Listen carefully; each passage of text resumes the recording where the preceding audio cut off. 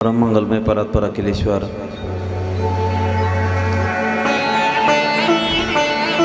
नंद नंदन आनंद कंद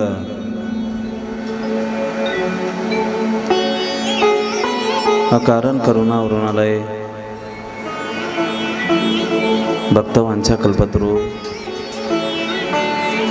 श्री बालकृष्ण लालाची वाङ्मय स्वरूपा श्रीमद भागवत महापुराण कथा ज्ञान यज्ञ 1:17 मध्ये चालत असलेला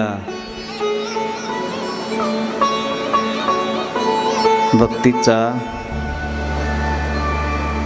परमोत्कर्ष ज्या साधनेमध्ये प्राप्त होतोय असा सोहळा, ज्या सोहळ्यामध्ये आपण सर्व सहभागी झालात, सम्मिलित झालात,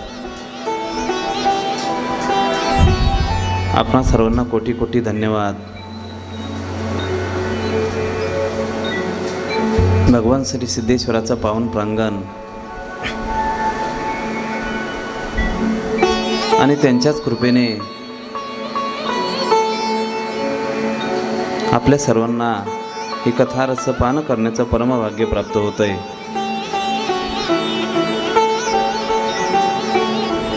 आज कथेचा पूर्णाहुतीचा दिवस.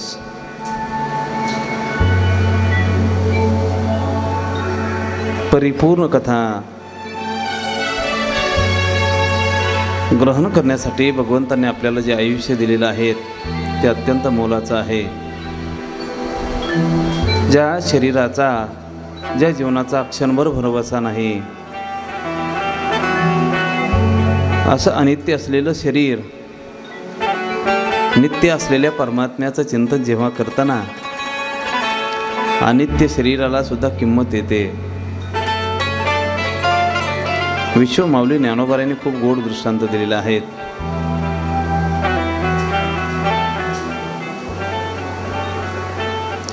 राजाज्ञीचे अक्षरे आहाती, ती जया एका चामा पडती, तया एका चामासाठी जोडती सकळ वस्तू. जुन्या काळामध्ये नोटांचा व्यवहार नव्हता, नाण्यांचा व्यवहार नव्हता, मुद्रिका वापरल्या जायच्या. त्याही अगोदर चामड्याचे तुकडे वापरली जायची.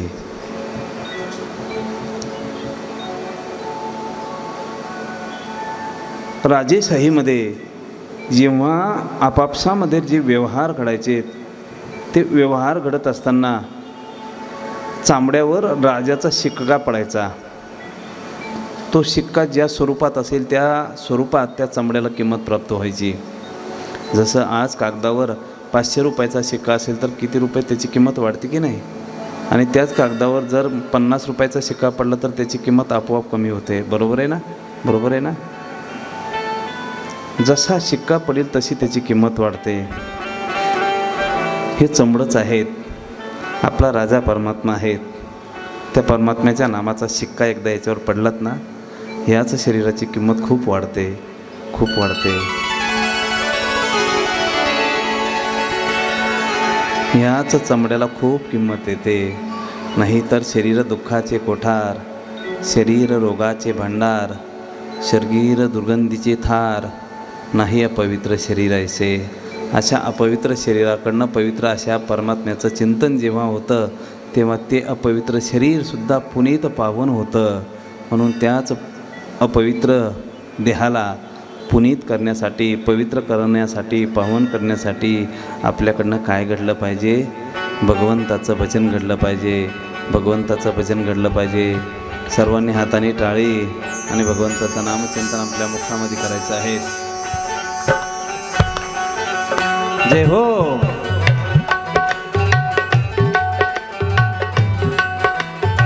हरि बोल.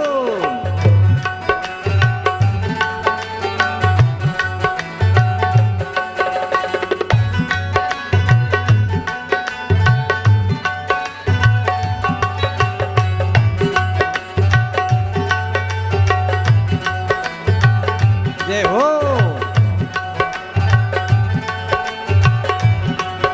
राधे राधे.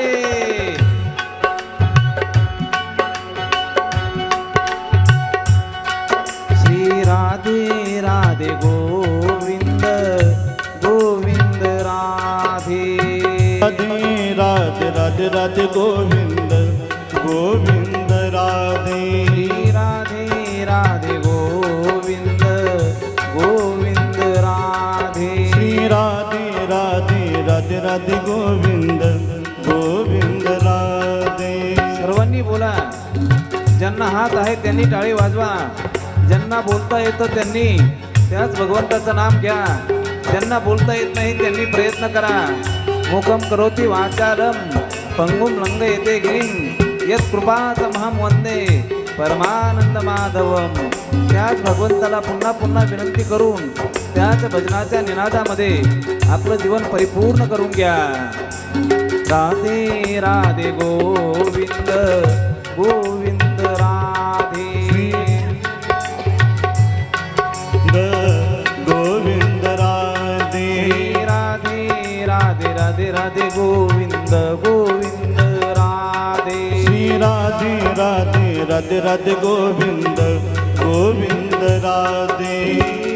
गोविंद राधे गोपाल राधे. श्री गोविंद राधे गोपाल राधे. गोविंद राधे गोपाल राधे. श्री गोविंद राधे हरि बोल. गोपाल राधे. श्री राधे राधे गोविंद गोविंद राधे. श्री राधे राधे राधे राधे गोविंद गोविंद राधे. श्री राधे राधे राधे राधे गोविंद गोविंद राधे. श्री राधे राधे राधे राधे गोविंद गोविंद राधे.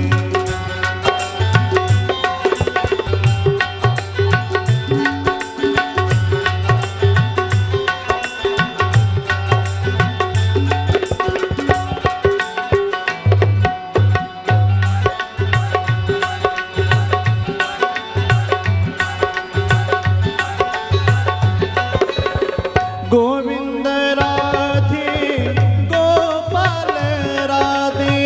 गोविंद राधे गोपाल राधे. हरि गोविंद राधे गोपाल राधे. गोविंद राधे गोपाल राधे. गोविंद राधे गोपाल राधे. गोविंद राधे गोपाल राधे. हरि गोविंद राधे गोपाल राधे. गोविंद राधे गोपाल राधे. श्री राधे राधे राधे राधे गोविंद गोविंद राधे. श्री राधे राधे राधे राधे राधे गोविंद गोविंद राधे. श्री राधे राधे राधे राधे राधे गोविंद गोविंद राधे. श्री राधे राधे राधे राधे राधे गोविंद गोविंद राधे.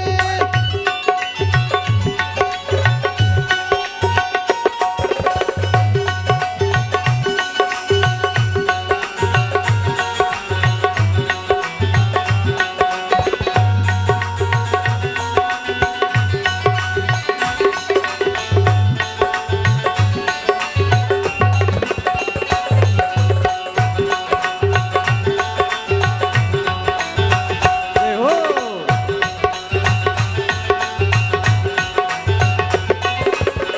गोविंद राधे गोपाल राधे. गोविंद राधे गोपाल राधे. हरि गोविंद राधे गोपाल राधे. गोविंद राधे गोपाल राधे. गोविंद राधे गोपाल राधे. गोविंद राधे गोपाल राधे. हरि गोविंद राधे गोपाल राधे. गोविंद राधे गोपाल राधे. श्री राधे राधे राधे राधे गोविंद राधे. राधे राधे राधे राधे राधे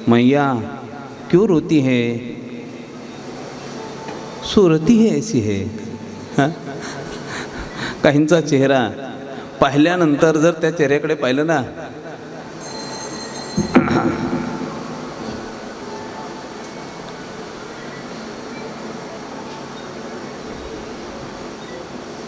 वा,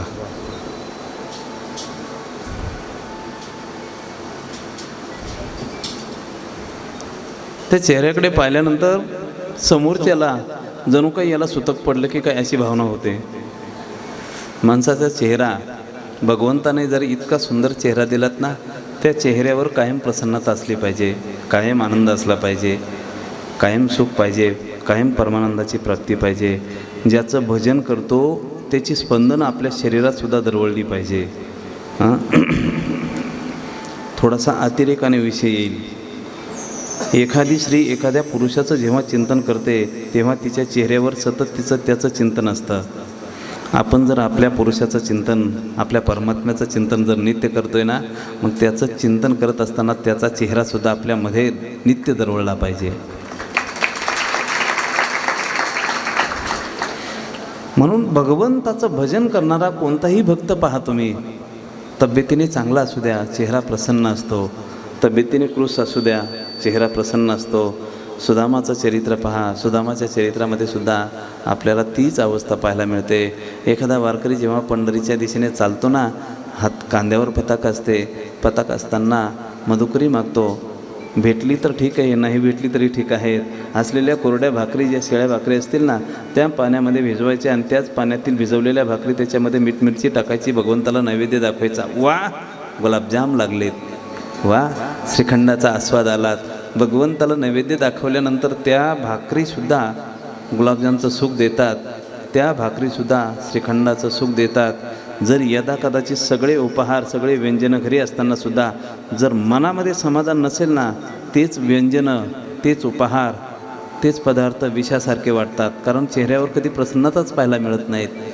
आपण जे अन्न खातो, आहार तेरी सेविजे परी युक्तीची मापे मविजे, ज्ञानोबाराय वर्णन करत असताना सांगतात, तेच अन्न आपल्याला पवित्रताही देतं, आपल्याला प्रसन्नताही देतं. प्रसादात तू प्रसन्नता. म्हणून कोणतंही अन्न, कोणतीही गोष्ट रसपान करत असताना, सेवन करत असताना, ती सेवन करत असताना तुम्ही ती तशी सेवन करायची नाही, ग्रहण करायची नाही. कोणतीही वस्तू असू द्या, ते अगोदर भगवंताला समर्पित करायची, समर्पण करायची.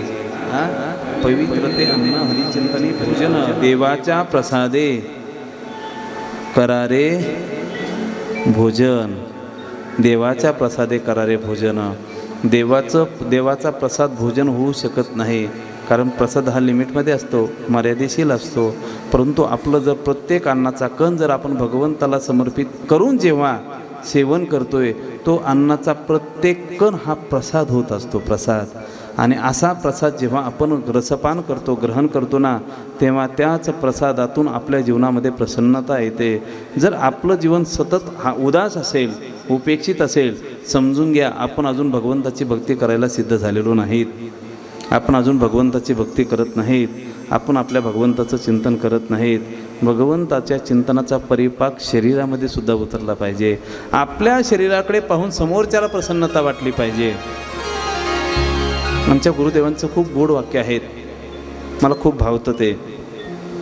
याच्या संगतीमध्ये गेल्यानंतर माणसाला परमार्थ करावा वाटतो. मग ती व्यक्ती संसारी असू द्या, ती व्यक्ती गृहस्थी असू द्या, त्याला साधू ओळखावं, त्याला साधू म्हणावं. पण पुढचं ऐका, ज्या व्यक्तीच्या सानिध्यात गेल्यानंतर चांगल्या प्रकारे चांगला असा गडगंज संसार करण्याची इच्छा होते ना, लोकांच्या माना मुरगळण्याची इच्छा होते ना, समजून घ्यायचं तो ब्रह्मचारी जरी असेल, साधू जरी असेल, समजून घ्यायचं 100% हा संसारी आहेत. म्हणून साधूची व्याख्या करत असताना तो कोणत्या आश्रमामध्ये विहार करतो, विचरण करतो, त्या आश्रमाहीपेक्षा त्याचं आचरण कसं आहे याचा विचार करणं गरजेचं आहे. म्हणून जेव्हा तुकाराम महाराजांचं चरित्र आपल्या डोळ्यापुढे उभं राहत असताना त्यांचा संसार देखील आपल्या डोळ्यापुढे उभं राहतो. जेव्हा गोरोबा काकांचं चरित्र आपल्या डोळ्यापुढे उभं राहतं तेव्हा गोरोबा काकांचा संसार देखील आपल्या डोळ्यापुढे उभं राहतो. अजून सांगू का, सावता महाराज शेतीचा व्यवसाय करतात. शेतीचा व्यवसाय करत असताना त्यांची शेतीही सुद्धा डोळ्यापुढे उभी राहते. जेव्हा ते शेती करतात माळ्याचा व्यवसाय करतात ना, माळ्याचा व्यवसाय करत असताना त्यांचं काम करणं हे माळ्याचं आहे, त्यांचं कर्म हे शेतीचं आहे. परंतु त्याच शेतीतून ते भगवंताला साधण्याचा प्रयत्न करतात. कांदा मुळा भाजी भाजी भाजी, कांदा मुळा भाजी भाजी भाजी, अबकी मिठाई माझी, अबकी मिठाई माझी, अबकी मिठाई माझी, अबकी मिठाई माझी.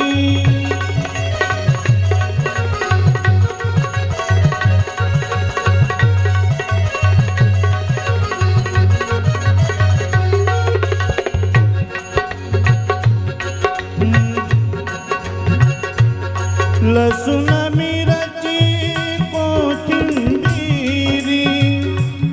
अवघी व्यापी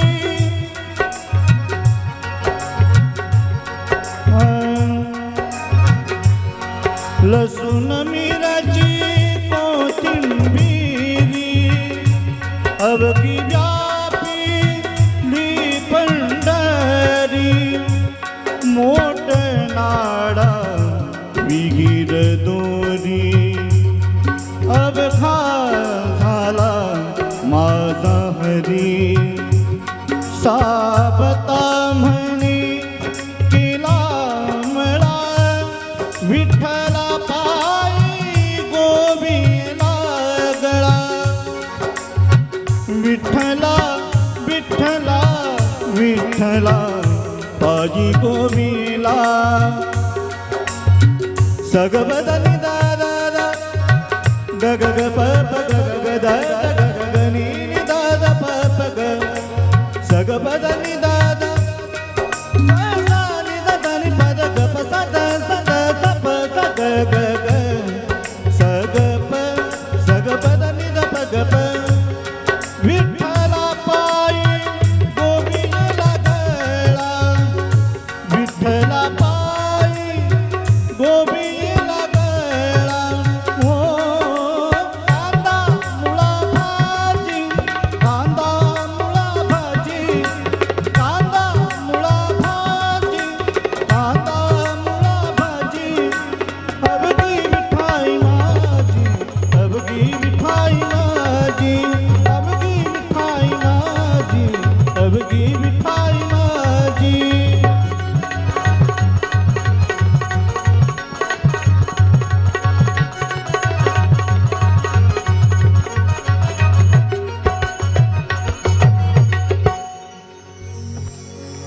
तो मळा आठवतो, ती शेती आठवते, तो संसार आठवतो.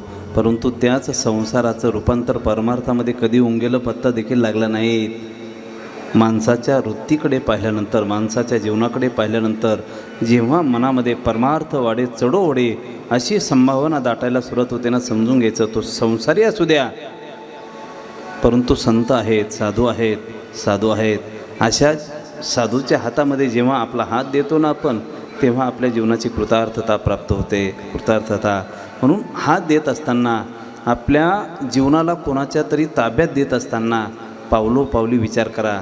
पावलोपावली एखादी मुलगी जेव्हा एखाद्या पुरुषाच्या हातात जीवन देते ना, जीवन देत असताना तिने अगोदर त्या पुरुषाचा विचार असा करावा का त्या पुरुषाकडे जीवन देत असताना तिचं भविष्य कसे होईल.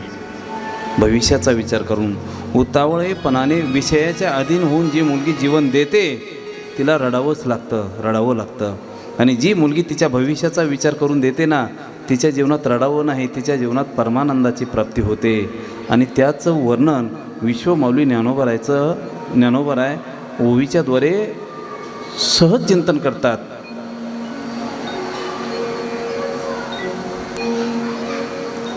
ते अनायासे आत्महिता लाभेची गा. पतिव्रतेचं चिंतन करत असताना अत्यंत गोड चिंतन केलेले आहेत.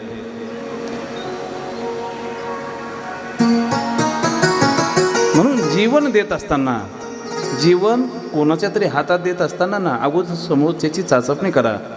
पाणी पिओ छान के, गुरु करो पहचान के. जोपर्यंत चाचपणी केली जात नाही ना, कोणाच्या हातात आपलं जीवन द्यायचं नाहीत, अजिबात द्यायचं नाहीत. सांगतो जाता जाता प्रसंग घडलेला.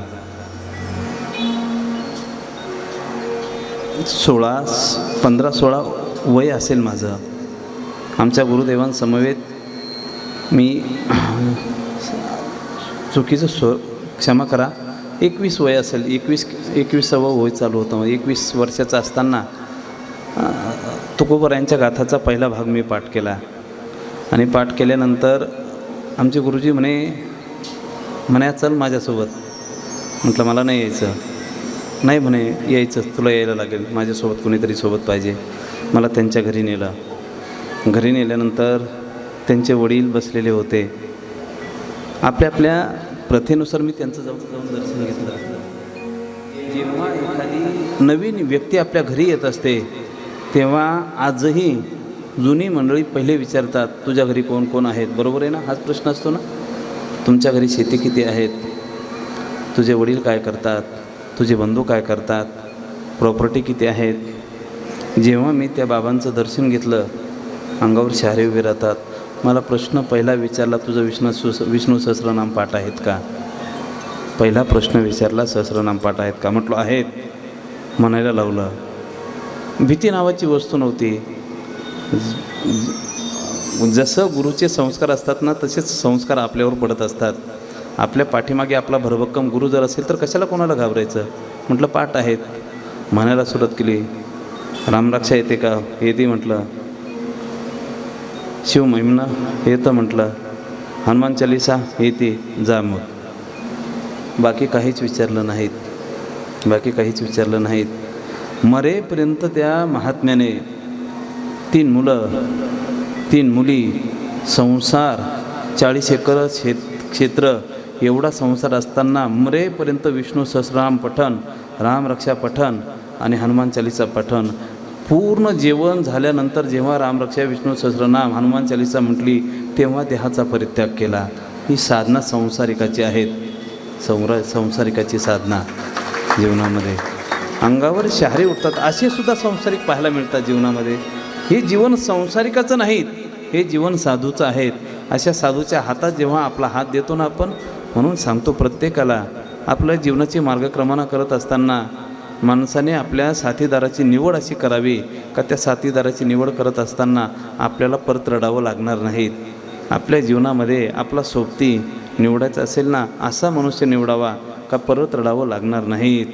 आपल्या जीवनामध्ये गुरुचीही योजना करत असताना, त्या गुरुचीसुद्धा योजना करत असताना असा गुरु निवडावा, त्याचीसुद्धा चाचपणी करून घ्यावी. जोपर्यंत असं जीवन नाही तोपर्यंत खरा जीवनाला अर्थ नाही. नंतर माणसं रडत बसतात. 10 वर्ष फुकट गेले नाही. थोडासा डोकं नव्हतं का तुला तेव्हा देवाने दिलेलं? नंतर रडण्यापेक्षा गोष्टी करून घेतल्या ना, रडावं लागत नाही. शुकदेवजींच्या हातामध्ये राजा परीक्षिती आपला हात देतोय, सांगतोय 7 दिवसामध्ये माझा उद्धार करायचं साधन कोणतं आहे? सांगा. सोपी गोष्ट नाहीत. परिव्रजकाचार्य दिगंबर अवस्थेमध्ये असलेले शुकदेवजी जेव्हा भगवंताचं भजन करत असणारी घडलेली ही घटना, जेव्हा गेली 6 दिवसापासून भगवंताची ही कथा, भागवत कथा राजा परीक्षितीस ऐकतोय. 6 दिवस झाले. 7व्या दिवशी तक्षक येणार आहेत आणि आपलं जीवन संपणार आहेत. सांगा ना, जर यदा कदाचित समोर डोळ्यापुढे मरण आहेत आणि मरणासन्न अवस्थेमध्ये जर एखाद्या व्यक्तीला सांगितलं, बाबा महिन्यापेक्षा जास्त दिवस तुम्हाला नाही आहे, हे शब्द जेव्हा त्याच्या कानावर पडतात ना, अरे महिना सोडा, 15 दिवसातच तो उरकून घेतो. का? मरणाची भीती प्रत्येकाला वाटते. मरणाची भीती. अगा मर हा बोलून साहती तरी मेली वरील रडती. भीती वाटते मरणाची भीती समोर असताना देखील राजा परीक्षितीच्या जीवनामध्ये मरणाची भीती नाही आहे. का भीती नाही? उलट पुन्हा पुन्हा ही कथा याच्यातून काय रस निघेल, काय भाव निघतील, पुढे सांगा ना, पुढे सांगा ना, पुढे सांगा ना. अजून काय, अजून काय, भगवंताने काय लीला केल्यात, भगवंताचं स्वरूप कसं आहे, भगवंताचा तोच आविष्कार कशा कशा प्रकारे नटवला गेला, याचं गोड चिंतन सुखदेवांच्या मुखारविंदातून जेव्हा कानावर पडतं आहे ना, हे कानावर पडत असताना प्रश्न विचारला जातो. काही साधू संत विचारतात, हां माणसाचं मरण समोर आहेत आणि इथे तर आपण काल लग्न सोहळा पाहिला, हां भगवान श्रीकृष्ण आणि रुक्मिणीचा सोहळा पाहिलात ना. हां लग्न सोहळा म्हणजे रजोगुणाचं प्राबल्य सगळ्यात जास्त असतं. हां रजोगुण आणि तमोगुण हे दोनही गुण भरलेले असतात. सात्विकता पाहायला मिळते का लग्नामध्ये? हां नवरदेवाचा विचार, नवरीचा विचार, कोणाचा खाण्याचा विचार, कोणाचा धांगडधिंगाचा विचार, याच्यापेक्षा दुसरं काय असतं लग्नामध्ये? आणि मरण समोर असताना हा लग्न सोहळा याचा विचार शुकदेव जे स्वतः फक्कड आहेत आणि त्यांच्या मुखातून राजा परीक्षितीला हे सांगितलं जावं, कसं वाटतं? कसं वाटतं? योग्य नाहीत ना, योग्य नाहीत. मरणाच्या अवस्थेला गेल्यानंतर माणसाने सांगावं, भजन कर बाबा, चिंतन कर बाबा, पद्मासन घाल, हे सांगायला पाहिजे. भगवान श्रीकृष्णाचा आणि रुक्मिणी मातेचा विवाह सोहळ्याचा संबंध इथं येतो तरी कसा काय सांगितलं जातं. आणि तद्रुपतेशी लग्न लागूनही ठेले अभिन्न. ज्ञानोबरांची अत्यंत गोड उभी आहेत. जोपर्यंत आपलं जीवन आपण भगवंताच्या स्वाधीन करत नाही तोपर्यंत आपल्या जीवनाची परिपूर्णता नाही. रुक्मिणी मैया हा जीवात्मा आहेत. भगवान श्रीकृष्णाचं जीवन हे शिवाचं जीवन आहे, परिपूर्ण ईश्वराचं जीवन आहे. जोपर्यंत जीव शिवाचं मिलन होत नाही तोपर्यंत जीवनाची परिपूर्णता नाही. म्हणून जीवनामध्ये आपलंही लग्न लागलं पाहिजे, आपलंही लग्न लागलं पाहिजे. प्रत्येकाने लग्न केल्याशिवाय मरू नये, परंतु ते लक्षात घ्या, लग्न मात्र भगवान श्रीकृष्णाशीच करावं, भगवान श्रीकृष्णाशीच करावं. आपला पती आपला कान्हा आहे, आपला पती आपला श्रीकृष्ण आहे. जीवन घे तेरे हवाले मुरलिया वाले, जीवन घे तेरे हवाले मुरलिया वाले.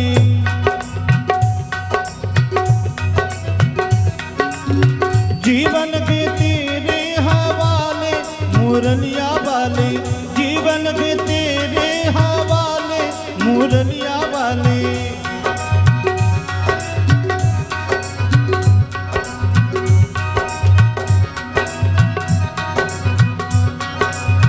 हम कठपुतली तेरे हाथ की, हम कठपुतली तेरे हाथ की, चाहे तू जैसा न चाले मुरलिया वाले.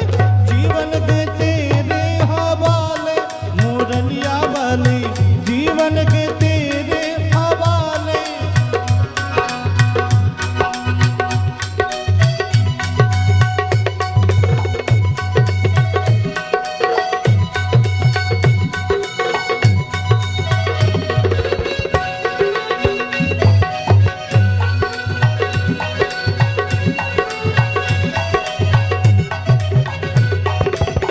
हम है बंसी तेरे अधर की, हम है बंसी तेरे अधर की.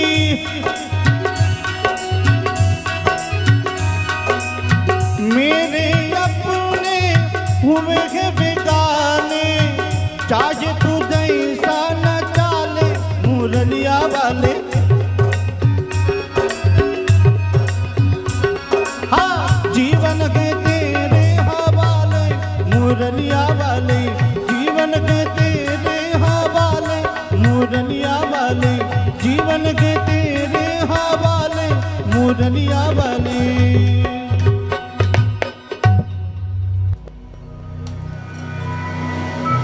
जीवन है तेरे हवाले मुरलिया वाले, जीवन है तेरे हवाले मुरलिया वाले. भगवंताच्या शरणी आपलं जीवन समर्पित करावं. माणसाचा जीवाचा एवढा विश्वास असावा भगवंताच्या चरणावर का 100% भगवंताशिवाय इतरत्र आपल्याला कोणीही सोडू शकत नाही, भगवंताशिवाय आपल्याला इतरत्र कोणीही वाचू शकत नाही. माणसाची वृत्ती ही विषयाधीन झाल्यामुळे, हे विषयांच्या विकारांनी अधीन झाल्यामुळे माणसाचं जीवन पावला पावलाला बदलतं. जिथे फायदा आहे तिथे तेवढ्यापुरता विचार असतो. एकदा का तो फायदा पूर्ण झाला का त्याचा विचार सुटला जातो. पुढे नंतर आपल्याला कोणापासून फायदा होईल याच्यासाठी माणसाची धडपड चालू असते. माणसाचा स्वभाव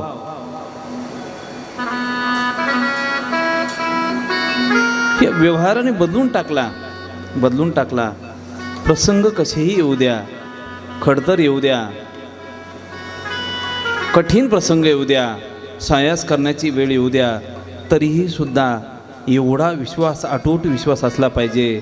जरी हे आकाश वरपडो पाहे, ब्रह्म गोळ भंगा जाये, वडवानळ अग्नी खाये, परी मी तुझीच वास पाहेगा, विठोबा देवा तुझ्याशिवाय मला कोणीही नाही, देवा मला तुझ्या सोनीशिवाय कोणीही नाही.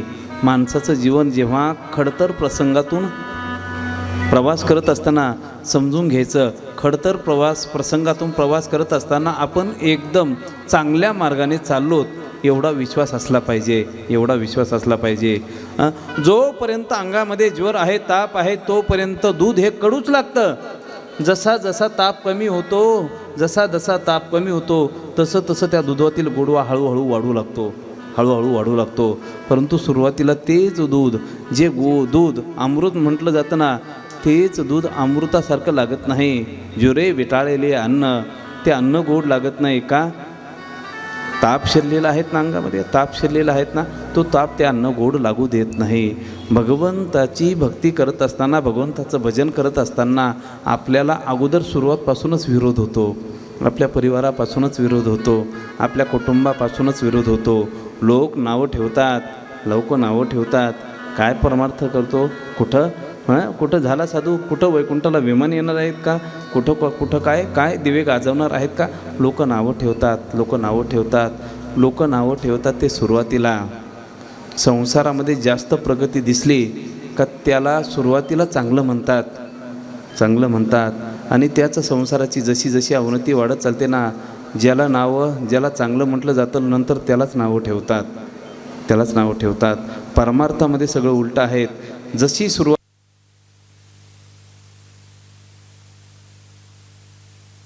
पाक वाढत चालतो ना, तसं लोक चांगले म्हणतात, तसं लोक चांगले म्हणतात. पूर्ण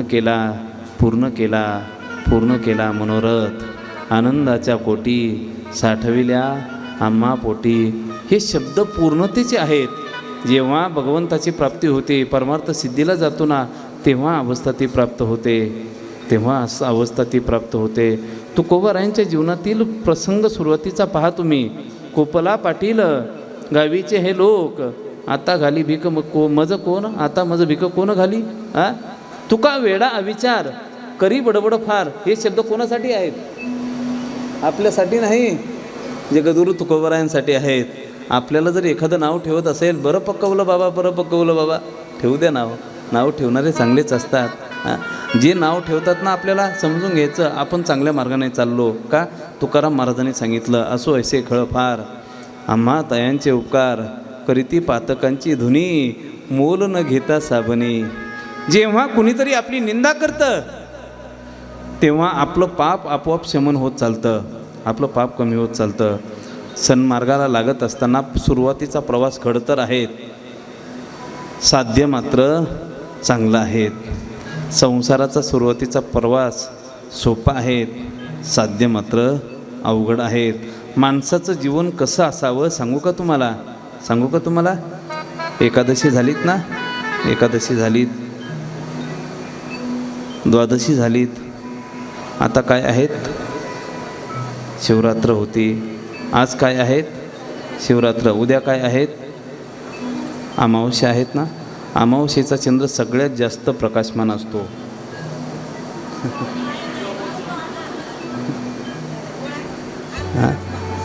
अमावस्याच्या दिवशी अंधार असतो, बरोबर आहे ना. आपल्या परमार्थाची सुरुवात अमावस्याच्या दिवशी झाली पाहिजे. अमावस्याच्या दिवशी 15 दिवसापर्यंत वाट पाहायची. 15 दिवसापर्यंत. अमावस्येच्या दिवशी चंद्राचं स्वरूप काहीच दिसत नाही. आपल्या परमार्थाचं स्वरूप सुरुवातीला काहीच दिसत नाही. जसा जसा एक दिवस पुढे सरसावतो ना, हळूहळू चंद्राची तीच प्रतिमा ती कोर हळूहळू वाढत चालते. पौर्णिमेच्या दिवशी तो चंद्र कसा दिसतो? पूर्ण दिसतो. पूर्ण परमार्थाचं स्वरूप त्याप्रमाणे आहेत. पूर्ण संसाराचं स्वरूप पौर्णिमेचा चंद्र जसा आहेत ना, त्या पौर्णिमेच्या चंद्राला सुरुवात आहेत. पौर्णिमेचा चंद्र जसा परिपूर्ण आहेत, जशी तिथून पुढे त्याची उतरती कळा लागते, तशी संसाराची सुरुवात ही पौर्णिमेच्या चंद्राप्रमाणे आहेत. लोक काय स्वागत करता हो? 25, 50 लाख संसाराला सुरुवात करत असताना केली जाते. त्याच संसाराला 10 वर्षानंतर पहा, तसाच आदर केला जातो ना, तशीच लोक येतात ना. येतात नाही. संसाराची रीत पौर्णिमेपासून अमावस्यापर्यंत आहेत आणि परमार्थाची रीत अमावस्यापासून पौर्णिमेपर्यंत आहेत. म्हणून आनंदामध्ये राहा आणि त्याच आनंदाचा उपभोग घेत असताना नेहमी चेहऱ्यावर सुद्धा तो आनंद झळकताना दिसला पाहिजे. आनंद या जीवनाचा सुगंधा परी दरवळावा. आनंद या जीवनाचा सुगंधा परी दरवळावा. पाव्यातला सूर जैसा ओठावरी ओघळावा. आनंद या जीवनाचा सुगंधा परी दरवळावा.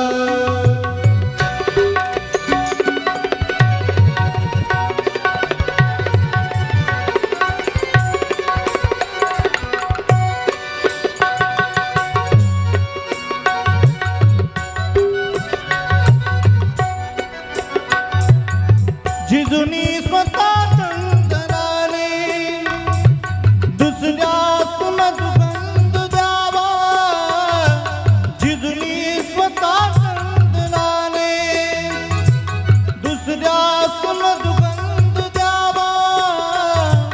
हे जाणता जीवनाचा प्रारंभ हा ओळखावा. आनंद या जीवनाचा सुगंधा परी दरवळावा. आनंद या जीवनाचा सुगंधा परी दरवळावा.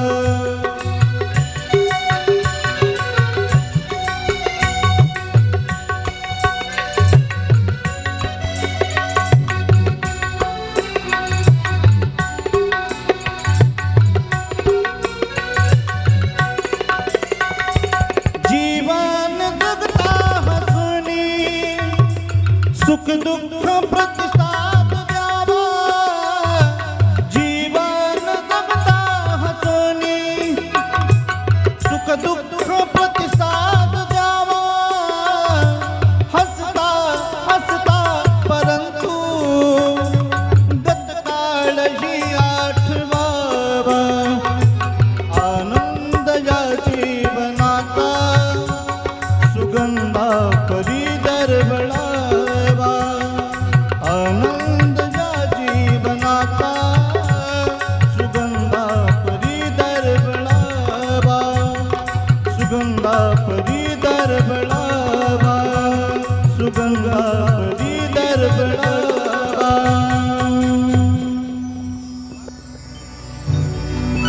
बाके बिहारी लाल की.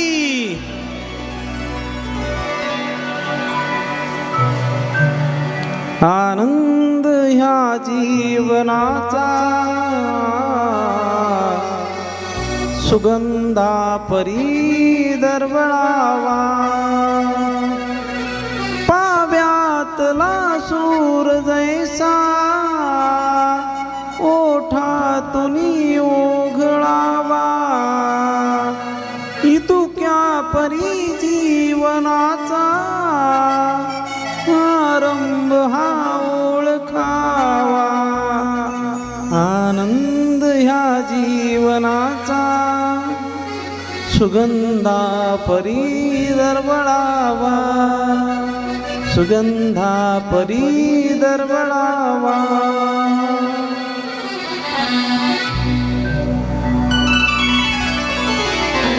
चंदन पारसावर झिजून आपलं आयुष्य संपवतं, सुगंध त्याचा नित्य आहे. चंदन पारसावर दगडावर घासून घासून आपलं आयुष्य संपवतं, परंतु त्याचा सुगंध नित्य असतो. अगरबत्ती जळत जळत जळत आपलं आयुष्य संपवते, सुगंध त्याचा नित्य असतो. माणसाचं जीवनसुद्धा संपणारं आहे, परंतु ते संपणारं जीवन फक्त प्रेम वाटत संपलं पाहिजे, प्रेम वाटत संपलं पाहिजे. भगवंताचं प्रेम संपादन करायचं आणि त्याच प्रेमाचा वर्षाव जगतामध्ये प्रस्थापित करायचा, त्याचंच जीवन परिपूर्ण होतं. राजा परीक्षितीला शुकदेवजी जेव्हा ही कथा सांगतात, मरण डोळ्यापुढे आहेत.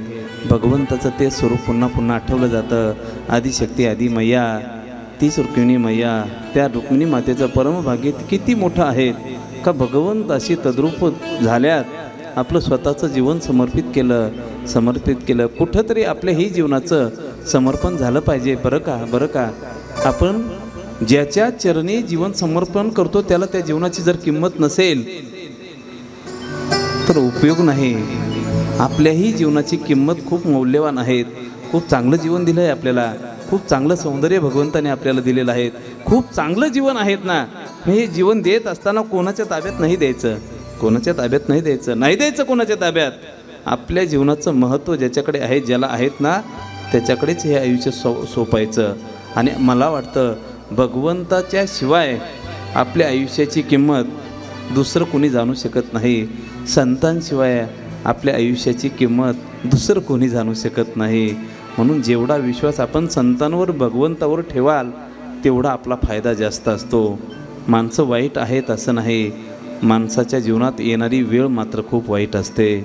म्हणून जीवनामध्ये प्रत्येक पावलाला एवढं लक्ष ठेवलं तरीही माणसाच्या जीवनातील कृतार्थता आहेत.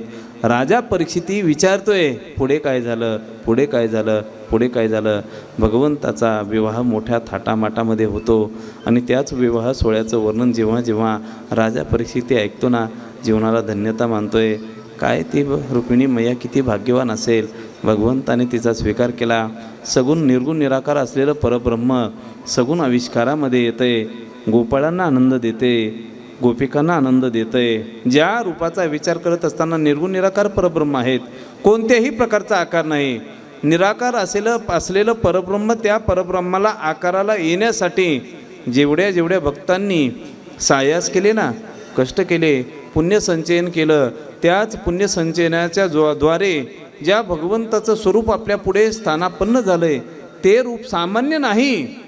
सशंक चक्रम सकिरीट कुंडलम सपीत वस्त्रम सरसी रुहेक्षणम सहार वक्षस्थलकौस्तुभ श्रियम नमामि विष्णुम शिरसा चतुर्भुजम.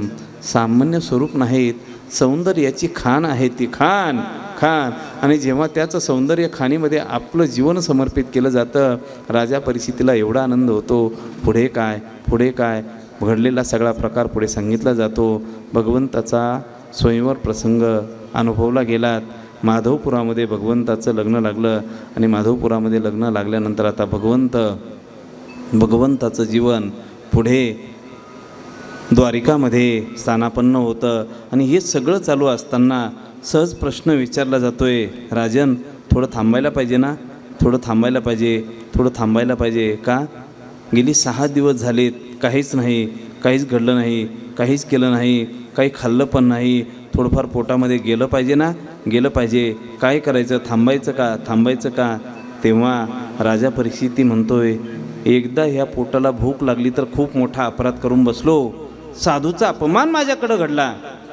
शमीक ऋषींचा अवमान घडण्याचं एकमेव कारण पोटामुळे घडला. पोटामुळे माणसाकडनं पाप जे घडतं ते फक्त 2च कारणामुळे. एक तर आपल्याला आपलं पोट आपला धोका देतं, आपली तृषा आपल्याला धोका देते. जर ते पोट आपल्याला धोका देत असेल तर मला त्या पोटाचं ऐकायचं नाही. ये पेट बड़ा जी बाका सबको लगा दिया जी धोखा.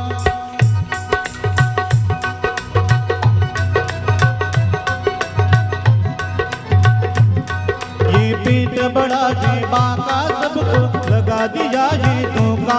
ये पीठ बड़ा जी बाका सबको लगा दिया ये धोखा। देख सन्यासी देख बैरागी, देख सन्यासी देख बैरागी, घर घर मांगे टुकड़ा टुकड़ा टुकड़ा। ये पीठ बड़ा जी बाका सबको लगा दिया ये धोखा। ये पीठ बड़ा जी बाका सबको लगा दिया ये धोखा। ये पीठ बड़ा जी बाका सबको लगा दिया ये धोखा। असं पोट आहेत ना, वितभर पोटासाठी पहा केवढी आटाआटी. वितभर पोट आहेत. माणसाला विचारा, एवढ्या पोटासाठी माणूस काय काय करतो, काय काय करतो. मी म्हणतो काय काय करतो नाही, काय काय करत नाही. जेवढी पापं केली जातात ती सगळे पोटासाठीच केली जातात. मांस खाता हौस करी, जोडोनी वैरी ठेवीला. अरे एखाद्या मुक्या प्राण्याचा जीव घेऊन जेव्हा ह्याच पोटाची खळगी भागवली जाते तेव्हा आठवण येत नाही का फक्त वीतच भर पोट आहेत, किती टाकलं जातं याच्यात. एवढं टाकलं जातं. अनेकांचे जीव जर ह्या पोटामध्ये समाविष्ट होत असतील तर मला वाटतं ते जीव कदापि आपल्याला आशीर्वाद देणार नाही, शापच देतील. जर यदा कदाचित दुसऱ्याचं मांस आपल्या पोटामध्ये जात असेल समजून घ्यायचं पुढच्या जन्माची तयारी आहे. ही पुढच्या जन्माची तयारी. ह्या जन्मात जर आपण दुसऱ्याचं मांस खाल्लं, ह्या जीवनामध्ये जर दुसऱ्याचा शरीराचा विचार करून आपल्या पोटाची खळगी ज्याने ज्याने भरवली ना त्याच्या जीवनामध्ये त्याला पुढचा जन्म घेऊन त्याचं ऋण फेडावं लागतं. ऋण वैर हत्या हे तो नसुटे निदिता. सोडता येत नाही, चुकवता येत नाही, चुकवता येतच नाहीत. आज जर तुम्ही एका मुक्या प्राण्याचा जीव घेतलात ना पुढच्या जन्मात तुम्हाला मुक प्राणी व्हावं लागेल आणि तोच मुका प्राणी तुमचा जीव घेतल्याशिवाय राहणार नाहीत. परतफेड केल्याशिवाय पर्याय नाही. थोडासा एक प्रसंग सांगतो.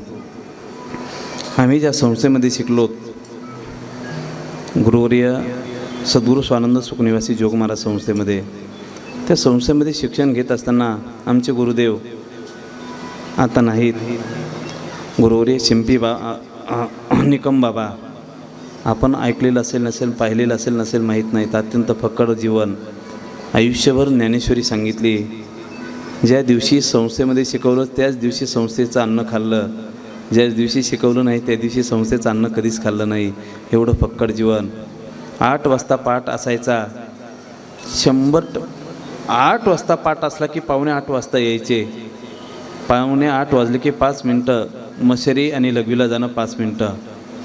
त्यांचा नियम बघा बरं का. याच्यापेक्षा नियमामध्ये कधीच बदल झाला नाही.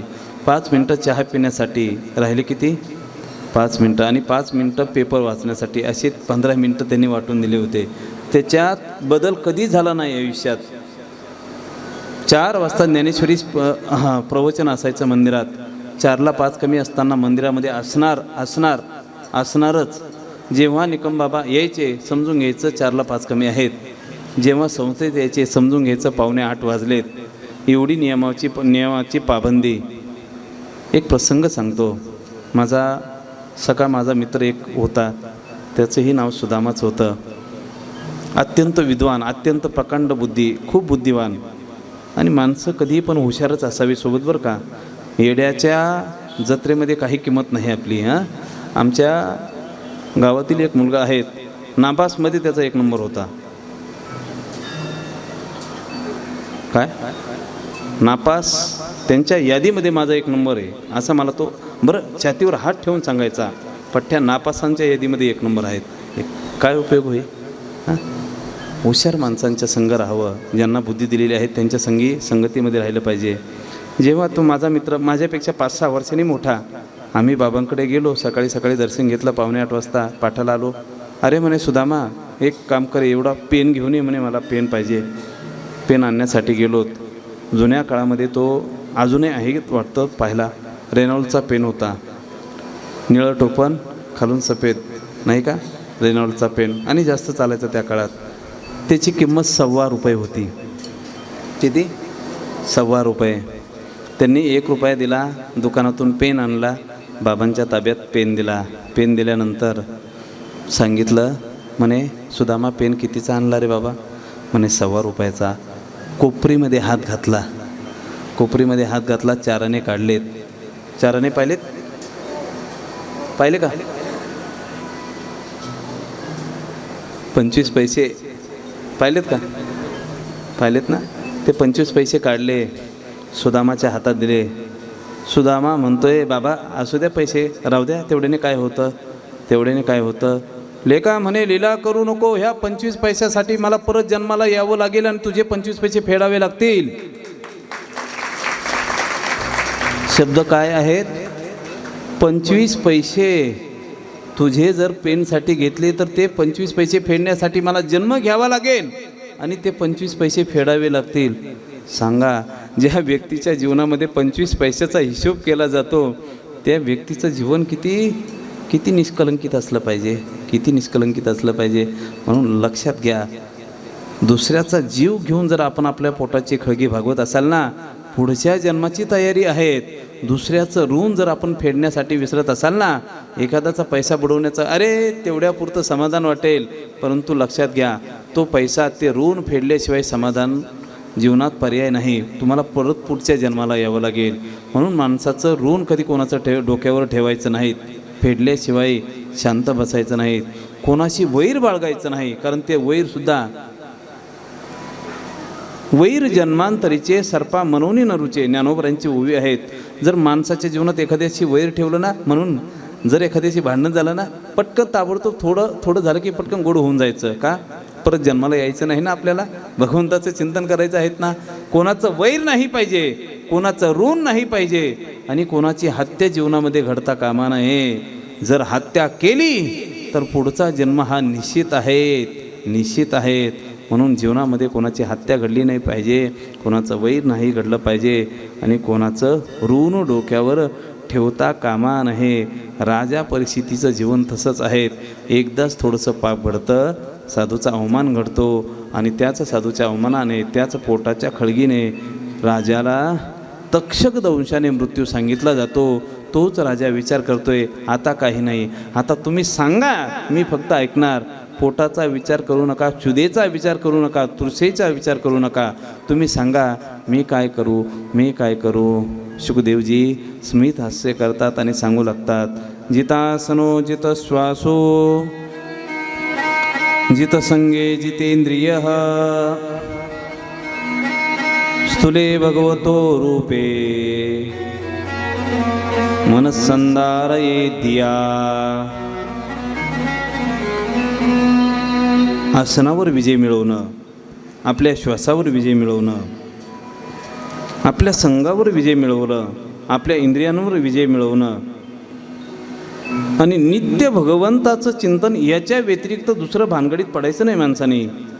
माणसं कथेला बसलेले असताना, कीर्तनाला बसलेले असताना आपल्या आसनावर किती आपला अंकुश असतो नाही, आपलं शरीर किती बदलतं पत्ताही लागत नाही. आपल्या शरीरावर आपला कंट्रोल नाहीत, आपल्या श्वासावर आपला कंट्रोल नाहीत. श्वास घेत असताना सुद्धा त्या श्वासाची मर्यादा सांगितलेली आहेत.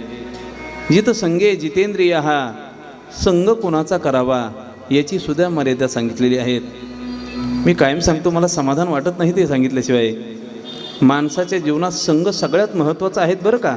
संघ सगळ्यात. एखादी बाई शिव्या देत असेल, शिव्या ती देते, आपल्या तोंडात तर शिव्या नाही ना, मग तिची संघ धरली पाहिजे ना. शिव्या तर आपण देत नाही ना. नाही, शिव्या देत नाही, परंतु शिव्या देत असलेल्या एखाद्या व्यक्तीच्या सानिध्यात जेव्हा आपण राहतो ना, तिचा परिणाम आपल्या जीवनावर सहज होतोय. जित संगे, संघाचा सुद्धा विजय.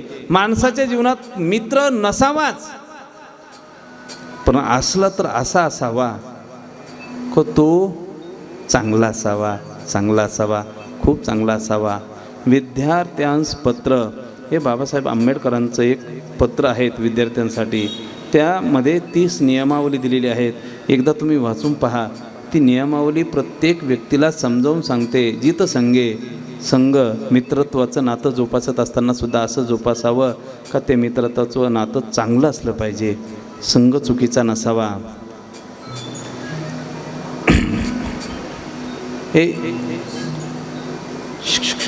पुरी 15 ऑगस्ट किती तारखेला असतो? 5 तारखेला ना? नक्की ना? आणि 26 जानेवारी?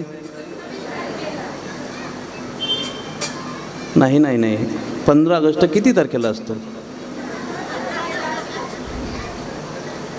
15च ना? 15 ऑगस्ट आपला स्वातंत्र्य दिन, बरोबर आहे ना? बरोबर ना? स्वातंत्र्य दिन. 8वीमध्ये एक पोरगा शिकत होता, शाळा शिकत होता.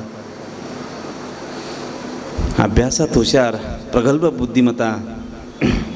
आणि शाळेमध्ये शिकत असताना परिणाम असा झाला, साधारणतः 90% त्याला मार्क पडलेत. 8वीला 90% पडले, 9वीला 92% पडले. मुलाची प्रगती पाहिल्यानंतर शिक्षकांनासुद्धा अचंबित वाटायचं की किती हुशार पोरगा आहेत, किती हुशार पोरगा आहेत. गावातील सरपंचाने त्याचा सत्कार केला. रामभाऊचा पोरगा 100% 10वीमध्ये चांगल्या प्रकारे मार्क मिळवून आपल्या गावाचं नाव कमवेल, चांगल्या प्रकारे मार्क मिळेल, चांगला मोठा होईल.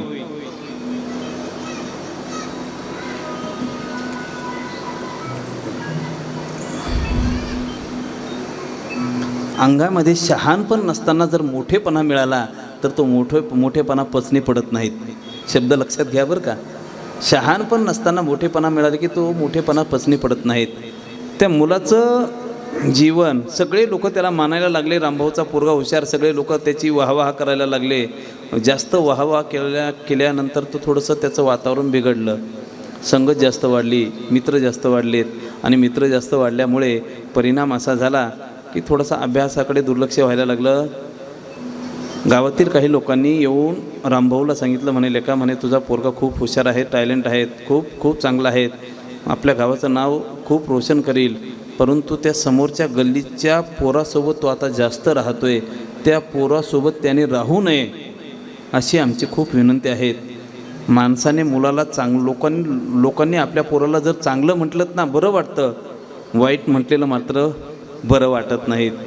ते शब्द रामभाऊला खटकले आणि पोरगा जेव्हा घरी आल्यानंतर पहिला पोराला प्रश्न विचारला, म्हणे लेका तू खूप हुशार आहेत, म्हणे अभ्यास चांगला करतो, चालू आहेत ना? हो म्हणे, चांगला चालू आहेत बाबा, काहीच काळजी करू नका. माझी एक इच्छा आहे की तू त्या शेजारच्या गल्लीतील जो आहेत ना पोरगा त्याच्यासोबत तो राहू नको, त्या बाळ्यासोबत राहू नको. म्हणे बाबा त्याच्यासोबत राहण्याने माझ्या अभ्यासावर जर परिणाम होत नसेल तर तुम्हाला काही अडचण नाहीत ना, तुम्ही तुमचा शहाणपणा काही मिळवू नका. बापाला हे शब्द काढल्यानंतर हे लागले शब्द बरं का हृदयाला. बाप काहीच बोलला नाहीत. बापाला पत्र आलं, घरी शिक्षक सांगायला आले 15 ऑगस्टला आपल्या प्रभागातील आमदार येणार आहेत, आपल्या तालुक्याचे आमदार येणार आहेत आणि ते तुझ्या मुलाचा सत्कार करणार आहेत, तूही ये आणि मुलाला सांग चांगल्या सुंदर प्रकारे कपडे घालून येत. असं म्हटल्यानंतर 13 ऑगस्टला सुट्टी होती.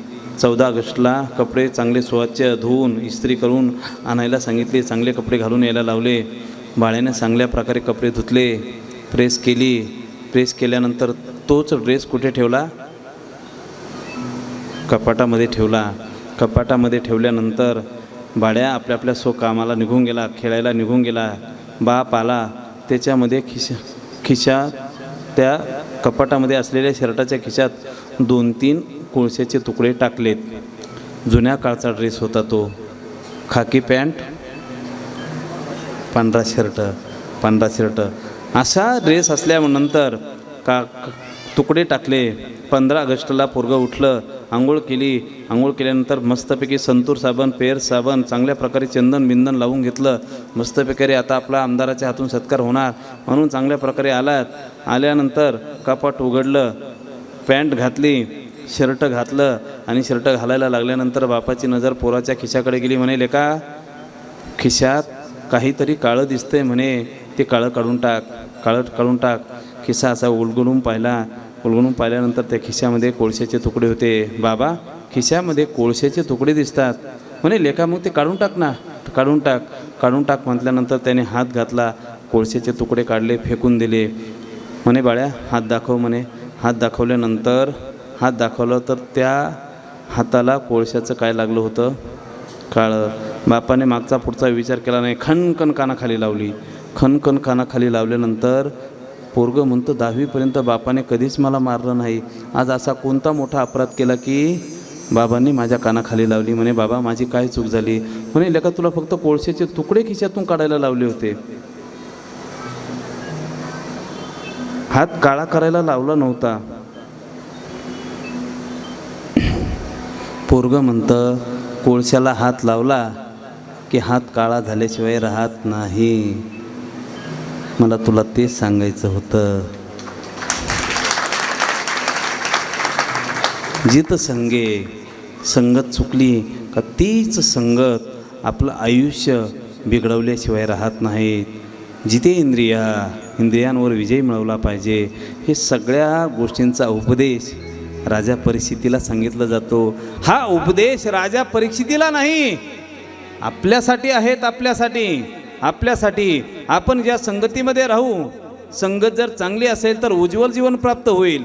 संगत चुकली का जीवन भरकटल्याशिवाय राहणार नाही. ढेकणाच्या संगी हिरा जो भंगला, ढेकणाच्या संगी हिरा जो भंगला,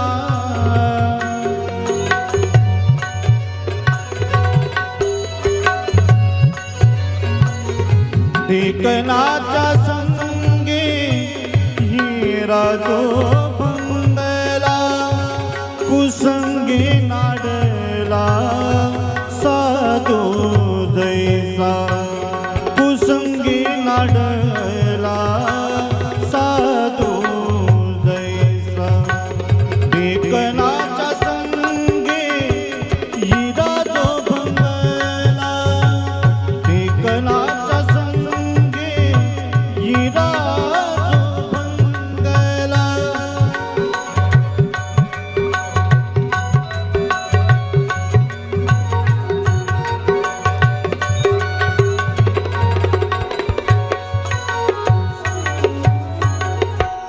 ढेकणाच्या संगे हिरा जो भंगला. कणखर असलेला हिरा जर ढेकणाच्या संगतीत आला तर तो सुद्धा भंग पावतो. हिरा ठेविता ऐरणी, वाचे मारिता जो घनी, तोची मोल पावे खरा, करणीचा होये चुरा. हिऱ्यावर ऐरणीवर जरी ठेवला, वरून घनाचा घाव जरी घातला, हिरा फुटत नाही. एवढी ताकद हिऱ्याची असते. म्हणून तुम्ही जा गणेश काकांकडनं एखादा हिरा आणा, तो ऐरणीवर ठेवा, वरून घन मारा, आणि घन मारल्यानंतर फुटला बिटला फक्त माझं नाव सांगू नका. हे सगळं मी गेल्यानंतर करा. हां हां ओरिजिनल हिरा घनाचे घाव जरी टाकले तरी सुद्धा तो फुटत नाही फुटत. परंतु जर ढेकून जर आलात ना, ढेकणाचा नुसता दुर्गंध जरी त्याच्या जवळ आला तरी तो हिरा भंग पावतो. एवढी ताकद त्या ढेकणामध्ये आहेत, एवढी ताकद त्या ढेकणामध्ये आहेत. कसाही हिरा असू द्या, भंगल्याशिवाय राहणार नाहीत, त्या ढेकणामध्ये आहेत. संगत चुकीची नसावी, संगत चुकीची नसावी. संग सांगितला, जितेंद्रिय सांगितला, इंद्रियांवर विजय मिळवला पाहिजे, भुकेचं शमन केलं पाहिजे, तहानेचं शमन केलं पाहिजे, इंद्रियांचं शमन केलं पाहिजे. जोपर्यंत ह्या इंद्रियांना तापवलं जात नाही ना, तोपर्यंत हे शांत बसत नाही. बरं का तुम्ही त्यांना भूक लागली लगेच देऊन टाकलं का बिघडल्याशिवाय राहत नाहीत. बिघडल्याशिवाय राहत नाही. असू द्या, आता भरपूर वेळ झाला आहे. इंद्रियांचा निग्रह करणं गरजेचं आहे. सगळ्या अनुषंगाने भगवंताचं तेच स्वरूप.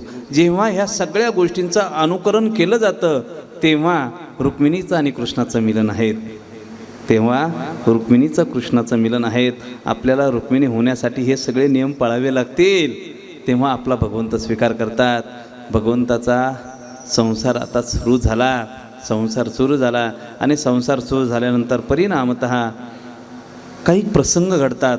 ते प्रसंग आपल्याला सांगतात का भगवंताचं जीवन किती कणखर आहेत, किती खडतर आहेत. एक राजा सूर्यनारायणाची उपासना करून एक दैदिप्य असा मणी त्याला प्राप्त झाला होता, ज्याचं नाव सत्राजित. अनेक प्रकारे कांचनाचा आविष्कार त्याच्या जीवनामुळे फक्त त्या मनाने प्राप्त व्हायचा. भरपूर सोनं नित्य प्राप्त व्हायचं आणि नित्य प्राप्त होत असताना तोच सत्राजित राजा आपल्या प्रजेमध्ये अत्यंत विलासामध्ये जीवन जगत होता. काही लोक आलेत म्हणे, द्वारिका नरेश भगवंताचा विचार करत असताना हा मणी जर यदा कदाचित भगवान श्रीकृष्णाच्या द्वारिकाधीशाच्या ताब्यात जर असला तर खूप चांगलं होईल. कारण का, पितळाचाही एखादा मुखवटा असू द्या, तांब्याचा मुखवटा असू द्या आणि सोन्याचा मुखवटा असू द्या, हिरा जर चांगला असेल तर तो हिरा कोणत्या मुकुटामध्ये शोभा देतो? सोन्याच्याच मुकुटामध्ये शोभा देतो. हा हिरा चांगला आहे, हा मणी चांगला आहे, हा मणी जर भगवान श्रीकृष्णाकडे असला तर खूप चांगलं होईल. चांगलं होईल म्हटल्यानंतर तो म्हणे, मी एवढी साधना करून जर हा मणी मला प्राप्त झालेला आहे तर हा मणी मी त्याला देऊ शकत नाहीत. एक दिवस त्याच शतधिताचा भाऊ ज्याचं नाव प्रसेन, तो मणी घेऊन वनामध्ये शिकार करण्यासाठी जातो. शिकार करण्यासाठी जातो, परंतु त्याची शिकार होती. एक हिंस्र प्राणी त्याला ओढून नेतो आणि त्या हिंस्र प्राण्याला जांबुवंत एक अस्वल ओढून घेऊन जातं आणि त्याच्याकडे असलेला मणीसुद्धा घेऊन जातो. सत्राजित राजा सगळीकडे अफवा पसरून देतोय का मणी न दिल्यामुळे माझ्या बंधुराजाची हत्या करून हा मणी भगवान श्रीकृष्णानेच पळवून नेला. आणि असा आरोप केल्यानंतर भगवंत विचार करतात, आता करावं काय. म्हणून ज्या ठिकाणी प्रसेन शिकारीसाठी गेला त्याचा माग घेत भगवंत तिथे जातात. तर पाहतात त्याची शिकार, त्याचं रक्त सांडलेलं. रक्त कशाने सांडलं म्हणून शोध घेत सुगावा घेत जातात. एक हिंस्र प्राण्याने मारलेलं पाहिलं. तो हिंस्र प्राणीही मेला. आता कुठे गेला असेल म्हणून त्याचा सुगावा घेत जेव्हा एका गुफेमध्ये जातात तर त्याच गुफेमध्ये जांबुवंत निद्रिस्त अवस्थेमध्ये असतात. मण्याची मागणी भगवंत करतात आणि मणी मागतात. तेव्हा जांबुवंत म्हणतोय, जोपर्यंत माझ्याशी बाहुयुद्ध खेळलं जात नाही, मला परास्त केलं जात नाही, तोपर्यंत मणी मी देणार नाहीत. अत्यंत भरपूर ताकद अंगामध्ये भगवंत तब्बल महिनाभर त्या जांबुवंतांची युद्ध करतात. आणि जेव्हा थकलेला जांबुवंत म्हणतोय, अरे माझ्या प्रभूशिवाय मला कोणीही हरवू शकत नाही, तू कोण आहेत, मला तुझं स्वरूप दाखव. भगवान श्रीकृष्ण त्या ठिकाणी रामाचं स्वरूप दाखवतात, सांगतात, मी तुझा राम आहेत. मागच्या जन्मामध्ये जांबुवंत त्याच्या समोर जेव्हा भगवंत झाडाच्या आडून वालीला बाण मारतात ना, तेव्हा जांबुवंत म्हणतात, वालीला आडून बाण मारला, जर यदा कदाचित माझ्यासोबत मुष्टियुद्ध कुस्ती जर खेळली असती ना, असं लोळू घेतलं असतं. भगवंत म्हणतात, आता मला मर्यादा आहे, तू माझा मित्र आहेत ना, तू माझा सखा आहेत, माझा भक्त आहे, त्याच्यामुळे तुझ्याशी काहीच करता येणार नाहीत, काळजी करू नको, पुढच्या जन्मात तुझी इच्छा पूर्ण करेल. जांबुवंताची इच्छा ती पूर्ण केली जाते. खूप आनंद होतो जांबुवंताला. मणी भगवंताकडे दिला जातो, परंतु मणी देत असताना जांबुवंत म्हणतोय, आता माझं जीवन परिपूर्ण झालं, जाता जाता अजून एक मणी तुम्हाला द्यायचा आहे. म्हणे, कोणता मणी? जांबुवंताची मुलगी जिचं नाव जांबुवंती, तिच्यासोबत भगवंताचा विवाह संपन्न होतोय. द्वारिकाधीश भगवान की. दुसरा विवाह संपन्न झाला. लक्षात घेवा, हिशोब लावा. लक्षात म्हणजे राहिलं पाहिजे ना, किती लग्न झाले देवाचे. आपल्याही विचार कुठेतरी येईल त्यानंतर, मग नाही का. मणी घेऊन आला, जांबुवंतीसोबत आलेत. आणि जेव्हा सत्राजिताकडे मणी दिला जातो, घडलेला सगळा वृत्तांत जेव्हा समाजाला माहीत होतो, तेव्हा मात्र सत्राजिताला सगळे नावं ठेवायला सुरुवात करतात.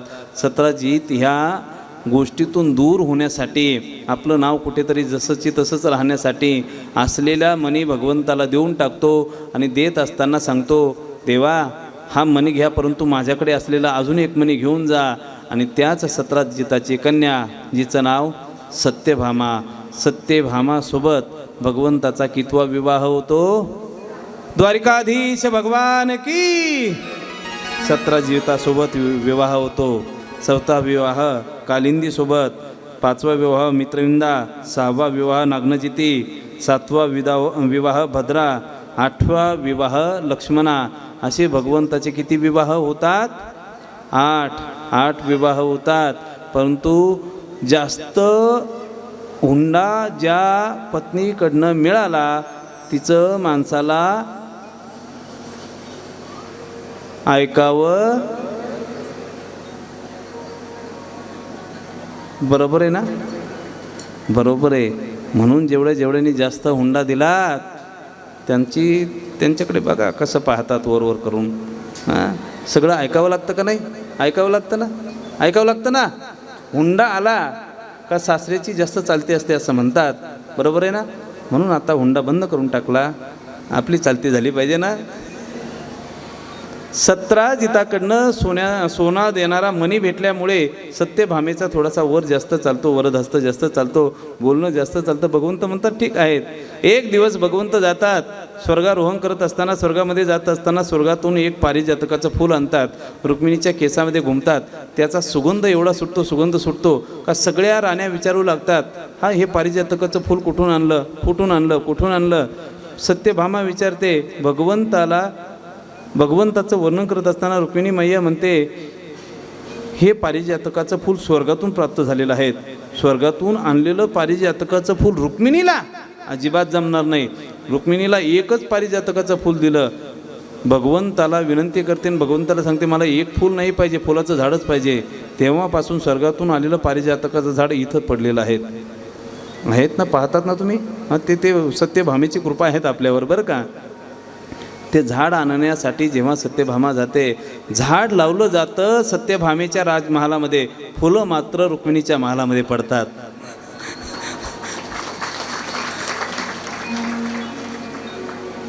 जेव्हा हा प्रसंग येतो, भगवंत विमानामध्ये बसून सत्यभामेला घेऊन जातात आणि घेऊन जात असताना सहज भगवंताच्या जीवनामध्ये एक प्रसंग घडतो. विमान आरोहित आहेत आणि कानावर काही आकांत करणारे शब्द पडतात. माणसाला रडता येत नाहीत आणि स्त्रीला रडणं थांबवता येत नाहीत, बरोबर आहे ना, थांबवता येत नाहीत. काही महिला आकांत करताना दिसतात, रडताना दिसतात. आवाज कानावर पडतो, मोठमोठा आवाज कानावर पडतो. भगवंताला सत्यभामा म्हणते, अहो काही ऐकलं का, अहो काही ऐकलं का. काही ऐकलं का म्हणजे नाही म्हणे, काहीच ऐकलं नाही. काय म्हणे, बहिरी झाली की काय. हो म्हणे, 2 दिवस झाले सर्दी झाली, कान बंद झालेले आहेत, ऐकू काही येत नाही म्हणे, ऐकू येत नाही. तुला काही ऐकू आलं का. हो म्हणे, कोणाचा तरी रडण्याचा आवाज येतो. नाही म्हणे, काही नाही, चल म्हणे. पुढे पुढे गेल्यानंतर अजून आवाज वाढला. हो म्हणे, थोडं थांबा ना, काहीतरी झालं वाटतं. हो पाहूया ना, थोडं जाऊन पाहूया, कुणीतरी रडतंय. अगं म्हणे, कशाला दुसऱ्याच्या भानगडीमध्ये पडायचं, आपलं आपलं बरं. दुसऱ्याची तैसे पुढीलांचे ओझे आपुला माथा घ्यायचे, तरी कानं दाटीचे धनुर्धरा. कशाला दुसऱ्याचं ओझं आपल्या डोक्यावर घ्यायचं. काही बिघडलं, काही घडलं तर मग माझी जबाबदारी नाही, पाहा तू. नाही मला नाही म्हणे, जायचं आपण जायचं. पत्नीला नाही म्हटलं का हो करावं लागतं, हो म्हणलं की नाही करावं लागतं. आपल्या मराठी भाषेमध्ये त्या स्त्रीला काय म्हणतात, काय म्हणतात, तुमच्याकडे म्हणतात का काही, तुम्ही काय म्हणणार, इकडे म्हणतात ना. काय म्हणतात, हां, कर्णकरी. कर्णकरी शब्द आहे का तुमच्याकडे, कर्णकरी. कर म्हटलं की जी नाही करत आणि नाही म्हटलं की जी करते तिला कर्णकरी म्हणतात. अशी कर्णकरी सत्यभामा. भगवंत म्हणतात नाही, सत्यभामा म्हणते जावंच लागेल. नाईलाजाने आपलं विमान वळवतात. तर एका ठिकाणी 16,100 कन्या त्यांना डांबलं जातं आणि डांबलं गेल्यानंतर एक असुर ज्याचं नाव भौमासूर, तो विचार करतोय सगळ्या 20,000 झाल्या की त्यांच्या समवेत सामूहिक लग्न सोहळा, एका वेळेस 20,000 कन्यांसमवेत विवाह करायच्या. 16,000 ह्या 100 होत्या. आणि जेव्हा त्या विचार करत होत्या, रडत होत्या, आम्हाला कुणीतरी सोडवा, आम्हाला कुणीतरी सोडवा. सत्यभामा म्हणते, अहो आकांत करतात, आबला स्त्री आहेत, सोडवा ना, समजून सांगा ना त्याला. भगवंत जातात, अरे बाबा सोड. म्हणे का, लग्न करायचं आहेत, लग्न करायचं आहेत. का लग्न का करायचं, त्यांच्यावर माझं प्रेम आहे. अरे तुझं प्रेम आहे, परंतु त्यांचं प्रेम तर तुझ्यावर पाहिजे ना. त्यांना विचारलं जातं, त्यांचं प्रेम नाही, चालणार नाही, चांगलं नाहीत म्हणे, सोडून दे त्यांना. नाही सोडणार, काय करणार, काही विचार न करता त्याच ठिकाणी भगवंत भौमासुरावर प्रहार करतात. भौमासुराचा उद्धार करून टाकतात. आणि उद्धार केल्यानंतर आता परिणामतः त्या सगळ्या स्त्रियांना सोडलं जातं. सोडल्यानंतर रडत असलेल्या स्त्रिया आत्तापर्यंत हळू रडत होत्या, आता जोरात रडायला लागल्या. आता काय करावं. देव म्हणतात, तुम्हाला सोडलं, मोकळं केलं, आता रडायचं कारण काय. अहो म्हणे, देवा 2 दिवस जर पोरगी घरात नसली तर अवतीभोवतीचे लोक सगळे वेगळ्या नजरेने पाहतात. आम्ही 6 महिने झालो याच्या ताब्यामध्ये आहेत. आणि जर यदा कदाचित अशा स्वरूपात, अशा स्थितीमध्ये जर आम्ही घरी गेलो तर आमचा स्वीकार कोण करेल. आमच्या सोबत विवाह कोण करेल? आमचा घरचेही स्वीकार करणार नाहीत आणि दारचेही स्वीकार करणार नाहीत. अशी एखादी चांगली कोरडी विहीर दाखवा ज्यामध्ये आम्हाला जोहर करता येईल, आमचं जीवन संपवून टाकता येईल, आम्हाला आत्महत्या करता येईल. आत्महत्या करणं पाप आहेत ना. हा पाप जर असेल ना, एक काम करा, एक तर आमचा स्वीकार करा, नाही तर आम्हाला आत्महत्या करू द्या. सत्यभामा पाय गं ह्या काय म्हणतात, काय करू सांग ना. आत्महत्या करणं देवा पाप आहेत. एक काम करा ना, सगळ्यांसोबतच एकदा विवाह करून टाका ना. सत्यभामा जैसी तेरी इच्छा, जशी तुझी इच्छा आहेत ना. जर तुझी इच्छा असेल तर मग काही अडचण नाही. पहिल्या पत्नीची परवानगी पाहिजे ना. बरोबर आहे ना. परवानगी मिळाल्याबरोबर भगवंताचे 16,100 विवाह त्या ठिकाणी काय होतात? संपन्न होतात. आता किती झाले? 16,108 विवाह संपन्न झाले. किती सुंदर संसार आहेत ना, किती सुंदर संसार आहेत. नारद गीतो भई नारदी. जन्म झाला मथुरेला, गोकुळामध्ये वास्तव्य झालं. गोपाळांच्या संगती माझं जीवन गेलं आणि गोपाळांच्या संगतीमध्ये जीवन गेल्यानंतर पुढे मथुरेमध्ये आलो. मामाला संपवल्यानंतर काही काळ सांदीपानी ऋषींच्या आश्रमामध्ये वास्तव्य करावं लागलं. गुरुकुलामध्ये सेवा केली, गुरुकुलामध्ये अध्ययन केलं. माणसाचं जीवन जोपर्यंत 16 वर्ष वय होत नाही ना, त्याच्या आत काही काळ तरी मुलांना गुरुकुलामध्ये टाकलं पाहिजे बरं का. आज खूप काळाची गरज आहे. जन्माला आलेलं प्रत्येक पोरगं वर्ष 6 महिन्याचं झालं का त्याच्या हातामध्ये राहतं काय असतं? जा बेटा तेरा कल्याण हो, असं काय असतं? 100% का. आता इथून पुढे काहीतरी कोणतं व्हर्जन म्हणतात त्याला? नाही पुढचं व्हर्जन येतं ना, काहीतरी म्हणतात. काय नवीन अपडेट येतं ना, नवीन अपडेट. आता इथून पुढे गर्भातूनच पोरगं मोबाईल घेऊन येत जाईल. येताना 5G नाही, 5G आलं आहे आता, 7G 10G येईल. मधूनच गर्भातूनच मोबाईल. एवढं जबरदस्त व्यसन आहेत मोबाईलचं का मोबाईलला विसरायला सुद्धा तयार नाहीत. आमचे एक महाराज आहेत बरं का, यांना माहीत आहेत. त्यांना मोबाईलशिवाय होतच नाहीत. एक दिवस परिस्थिती अशी झाली का आमचं एक शिबिर होतं आणि त्या शिबिरामध्ये आम्ही गेलो. त्या ठिकाणी टावरच नव्हता. एक दिवस झाला, आप्पा थोडंसं फिरून म्हटलं अजिबात जायचं नाही. मला आप्पा म्हणतात ना प्रेमाने. आप्पा मला नाही म्हटलं जायचं नाही. शिबिर जोपर्यंत 15 दिवस, पहिला दिवस गेला, दुसऱ्या दिवशी जेवायलाच तयार नाही महाराज. म्हटलं काय तब्येत बिघडली का? कसं तरी होतं आहे म्हणे. म्हटलं कसं तरी कशाने होतं आहे? नाही म्हणे मी जाऊन येऊ का? म्हटलं झालं काय? नाही म्हटलं जायचं नाही अजिबात.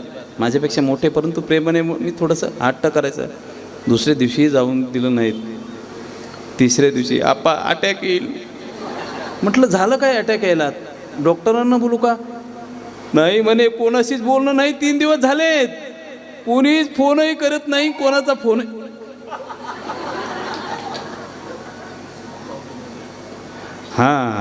असं घडल्यामुळे परिणाम फोन आला बरं का. बरं वाटलं आता, जीवात जीव आला. अटॅक आला असता नाही का. एवढी सवय लागली ना त्या फोनची. परिणामतः आज जर मुलांना थोडंसं त्याच्यापासून दूर ठेवायचं असेल तर गुरुकुलाची गरज आहे. गुरुकुलाची आई बापांचं महत्त्व काय हे जर आपल्या मुलाला कळवून द्यायचं असेल तर मुलांना थोडं तरी बाहेर ठेवा. आमचे ऋषी महाराज आळंदीला होते, आमचे केशव महाराज आळंदीला होते, आमचे तुकाराम महाराज आळंदीला होते. जेव्हा आपण संस्कारित गुरूंकडे मुलांना ठेवतो ना, त्यांना आपल्या आईबापांचंही महत्त्व कळतं आणि जीवनाचं देखील महत्त्व कळतं. आमचं सुंदर असं गुरुकुल उभं राहतं आहे बरं का. आत्ता 4थं वर्ष चालू आहेत. 50 मुलं शिक्षण घेत आहेत. गीता, विष्णू सहस्रनाम तुम्ही पाहाल, एकदा येऊन पहा. शाळेचे शिक्षणसुद्धा आम्ही त्याच्यातच देतो. इंग्रजी, सायन्स, गणित ह्याच्या विषयांचं शिक्षण आम्ही स्वतःच त्याचे क्लास घेतो. आमची मंडळी इंजिनियर आहेत, महाराज संगीत विशारद आहेत. त्यांच्या पत्नी संगीत विशारद आहेत. मीही थोडंसं शिकलेलो आहेत. माझंही शिक्षण पोस्ट ग्रॅज्युएशन पूर्ण झालं आहे आणि त्याच अनुषंगाने थोडं शिक्षणाचा परिपाक त्या मुलांनाही झाला पाहिजे. 50 मुलं शिकतायत. शिक्षण घेत असताना त्या मुलांचे संस्कार आजही आपल्याला एक भरून आणतं की आपल्या सानिध्यात राहिल्यानंतर पोरं कसे घडतात. त्या मुलांवर जेव्हा ते पडसाद पडतात तर त्यांचं जीवनाचं महत्त्व त्यांना कळतं. एवढे सुंदर मुलं काहींना वडील नाहीत, काहींना आई नाही, अशीही मुलं आमच्याकडे आहेत. काहींना आईवडील दोन्हीही नाहीत. जेव्हा त्यांचं जीवन पाहिलं जातं तर कधीकधी भगवंताने त्यांच्यावर उपकार केले की भगवंताने त्यांच्या जीवनामध्ये शाप दिला, काही कळतच नाहीत. परंतु जेव्हा त्यांच्या मुखातून गीतेचे अध्याय बाहेर पडतात, संपूर्णतः विष्णू सहस्रनाम बाहेर पडतं ना, तेव्हा वाटतं की बस यांचं जीवन खरंच चांगलं आहे. संस्कार पाहिजे. आणि त्याच गुरुकुलाला 3 वर्षे झाले स्थापन करून 4थ्या वर्षामध्ये पदार्पण केलं आहे. सुंदर असं खूप मोठं गुरुकुल उभं राहतं आहे. 1 ते 1.5 कोटीचं गुरुकुल उभं राहतं आहे. परंतु कोणत्याही कार्यक्रमाचा मी कधीच पैसा ठरवत नाहीत. आपल्या सर्व सेवेकरी मंडळीला माहीत आहेत किती लाखामध्ये ठरवला, किती कोटी तर विचारच नाहीत. कटकटच असतं कोटीमागे. 1ही रुपया ठरवला नाहीत. परंतु आलेल्या सगळ्या पैशाचा विनियोग आम्ही गुरुकुलाच्या बांधकामासाठी करतो आहे.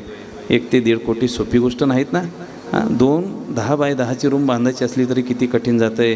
परंतु जर एवढे मुलं शिकत असतील, एक मुलगा म्हणजे एक चालतं बोलतं ज्ञानोबरायांचं तुकोबरायांचं मंदिर आहेत. बरोबर ना. एक मुलगा म्हणजे जर तो गीतेचा परिपूर्ण अभ्यास करतो तर भगवान कृष्ण चालते बोलते भगवान श्रीकृष्णाचं मंदिर आहेत. असे चालते बोलते मंदिरं ज्या गुरुकुलामध्ये उभे राहत आहेत, असं गुरुकुल आमचं नाशिक येथे उभं राहतं आहे. नांदूर वैद्य गाव आहेत. या गुरुकुलाचं बांधकाम चालू आहे. 1.5 कोटीचं बांधकाम चालू आहे. मी सिद्धेश्वराला सांगितलं आणि सिद्धेश्वरांना सांगितलं काळजी करू नका, अत्यंत कमी दिवसात त्या गुरुकुलाची सुंदर अशी इमारत आता परिपूर्ण उभी राहते. आपली सगळ्या प्रश्नांचं काहूर भगवंताकडे सांगावं. भगवंत बाकीच्या रूपाने आपल्याला सदैव सतत मदत करत असतो. आपण मदत करतात. आपल्याच मदतीने त्या गुरुकुलाला एक नवीन स्वरूप धारण करण्याची एक किमया उभी राहते. आत्ताच पहिला स्लॅब पडतोय 8-10 दिवसामध्ये आणि त्या गुरुकुलामध्ये कमीत कमी 400 ते 500 मुलं शिक्षण घेतील अशी आमची धारणा आहेत का जेणेकरून 400-500 मुलं दरवर्षी त्या गुरुकुलातून बाहेर पडतील. आणि जर यदा कदाचित त्या मुलांचं जीवन सावरलं तर आपण धर्माचं रक्षण करतोय, धर्मसुद्धा आपलं रक्षण केल्याशिवाय राहणार नाहीत. आपला प्रत्येक पैसा हा कोणाच्या हातात द्यायचा नाही, द्रव्य पात्र विचारून. कारण जर त्या द्रव्याचा उपयोग दारू पिण्यासाठी झाला तर तो दोष आहेत. परंतु जर धर्माच्या रक्षणासाठी जर झालात तर तोच पैसा तुमचंही रक्षण केल्याशिवाय राहणार नाहीत. म्हणून मी कोणाला मागत नाही. सिंधुताईंचं वाक्य खूप महत्त्वाचं आहे, मला भावतं ते. स्वतःसाठी मागायचं नाही, परंतु जगतासाठी समाजासाठी मागितल्याशिवाय राहायचं नाहीत. भिकारी म्हटलं तरी चालेल, परंतु लोकांच्या कल्याणासाठी मागावं. जर कोणाला इच्छा असेल तर त्या गुरुकुलाला आपण सर्वांनी मदत करावी. या बारामतीने महाराष्ट्र घडवला आहे. काय म्हणतो मी? ह्याच बारामतीने महाराष्ट्र घडवला आहे. माझं गुरुकुल छोटं आहे, माझं गुरुकुल झोपडीच आहे, झोपडी. जर तुम्ही सगळ्यांनी ठरवलं तर मला वाटतं जास्त दिवस लागणार नाहीत. म्हणून सर्वांना सांगतो, आपणही सर्वांनी मदत करावी, कोणत्या ना कोणत्या रूपाने मदत करावी. खारीचा वाटा घ्यावा. नाही जास्त काही करता आली तर फक्त म्हणायचं सिद्धेश्वराला, देवा आमच्या महाराजांचं लवकर गुरुकुल उभं राहावं, हीच अपेक्षा आमच्या. का मी तुमचाच आहेत ना? वा वा. नाही, गुरुकुलामध्ये भगवंत अध्ययन करतात, साधना करतात, तोही प्रसंग सांगतात आणि प्रसंग सांगितल्यानंतर भगवंत सांगतात. या सगळ्या प्रसंगामध्ये माझे सखे, माझे मित्र मला भेटलेत. त्याच मित्रांच्या अनुषंगाने माझं जीवन परिपूर्ण झालं. त्यापैकी काही मित्रांचा विचार करत असताना सांगतात, माझा श्रीधामा सुधामा अत्यंत फक्कड, जीवनभर आयुष्यभर भगवंताचं भजन केलं. थोड्याशा चुकीने दरिद्री प्राप्त झाली आणि त्याच दरिद्रीच्या अनुषंगाने भगवंत तेही दरिद्री नाहीशी करण्यासाठी सुदामजीला द्वारिकेला बोलवतात. भगवंताच्या दर्शनासाठी सुदामजी जातात आणि सुदामजी गेल्यानंतर त्याच भगवंताच्या अनुषंगाने ज्याच्या जीवनामध्ये श्रीक्षय आहेत, भगवंत टीका लावत असताना तो शब्द उलटा करतात. श्रीक्षय आहेत त्या ठिकाणी यक्षश्री शब्द तयार होतो. ज्या ठिकाणी संपदा कधीच कमी नाही असा आशीर्वाद भगवंत सुदामाला देतात. शुद्ध भाव देखून या गाव सोनियाचा दिला गा. संपूर्ण सोन्याची नगरी करून टाकतात पोरबंदर नगरी. सुदामा नगरी जिचं नाव आहे. भाव शुद्ध असेल तर भगवंत काहीही करू शकतात. भगवंताची कृपा काहीही देखील करू शकते. आणि तेच सांगत असताना भगवंत आपल्या सगळ्या परिवाराला सांगतात, माधो हृदयं मह्यं साधूनां हृदयं त्वहं मदन्यते न जानन्ति नाहं तेभ्यो मनागपी. माझ्या सगळ्या जीवनाचा जर विचार केला तर मी सदैव साधूच्या हृदयामध्ये स्थानापन्न आहेत आणि साधू माझ्या हृदयामध्ये स्थानापन्न आहेत. माझा अवमान केला तर तो मला सहन होईल, परंतु माझ्या साधूचा अवमान, माझ्या भक्ताचा अपमान मला कदापि सहन होणार नाहीत. भगवंताचे सगळे मुलं म्हणतात, काय नित्य बस साधू साधू महात्मा महात्मा फक्कड साधू काय आहेत म्हणे त्याच्यात. हे दिवस काही साधू महात्मे द्वारकेमध्ये येतात. द्वारकेमध्ये आल्यानंतर सांब अत्यंत सुंदर भगवंताचा पुत्र, त्याला जणू काही श्रीचं सौंदर्य भगवंताने बहाल केलेलं, अत्यंत सुंदर. सगळे द्वारकेतील मुलं एकत्रित येतात. त्याला श्रीचं वस्त्र परिधान करण्यासाठी प्रवृत्त करतात. त्याच्या पोटाला चिंध्या बांधतात आणि चिंध्या बांधल्यानंतर ज्या ठिकाणी साधू बसलेले आहेत ना त्या ठिकाणी जवळ जातात आणि विचारतात, अहो साधू महात्माजी, तुम्ही अंतर्ज्ञानी आहात. ही आमच्या द्वारकेतील एक कन्या आहेत, सौभाग्यवती आहेत, ती गर्भवती आहेत. तिला मुलगा होईल की मुलगी होईल सांगा ना म्हटल्यानंतर अरे म्हणे काय साधू बाबा साधूची टिंगल करतात असं कुठं आहेत का. अहो म्हणे तुम्हाला काही कळत असेल तर सांगा, नाही कळत तर नका म्हणू, नाही सांगा, कशाला विनाकारण हो हे करतात. दुर्वासा डोळे बंद करतात आणि बंद करतात, पाहतात तर ही मुलगी नाही मुलगाच आहेत. आपली परीक्षा पाहण्यासाठी देवाच्याच कुळात जन्माला येऊन जर आपली परीक्षा पाहत असतील ना, चांगलं नाही. अरे म्हणे देवाच्या कुळामध्ये येऊन तुम्ही असं करतात. लक्षात घ्या, हिच्या उदरी ना मुलगा ना मुलगी, हिच्या उदरी येणारं मुसळ तुमच्या कुळाचा नाश केल्याशिवाय राहणार नाहीत.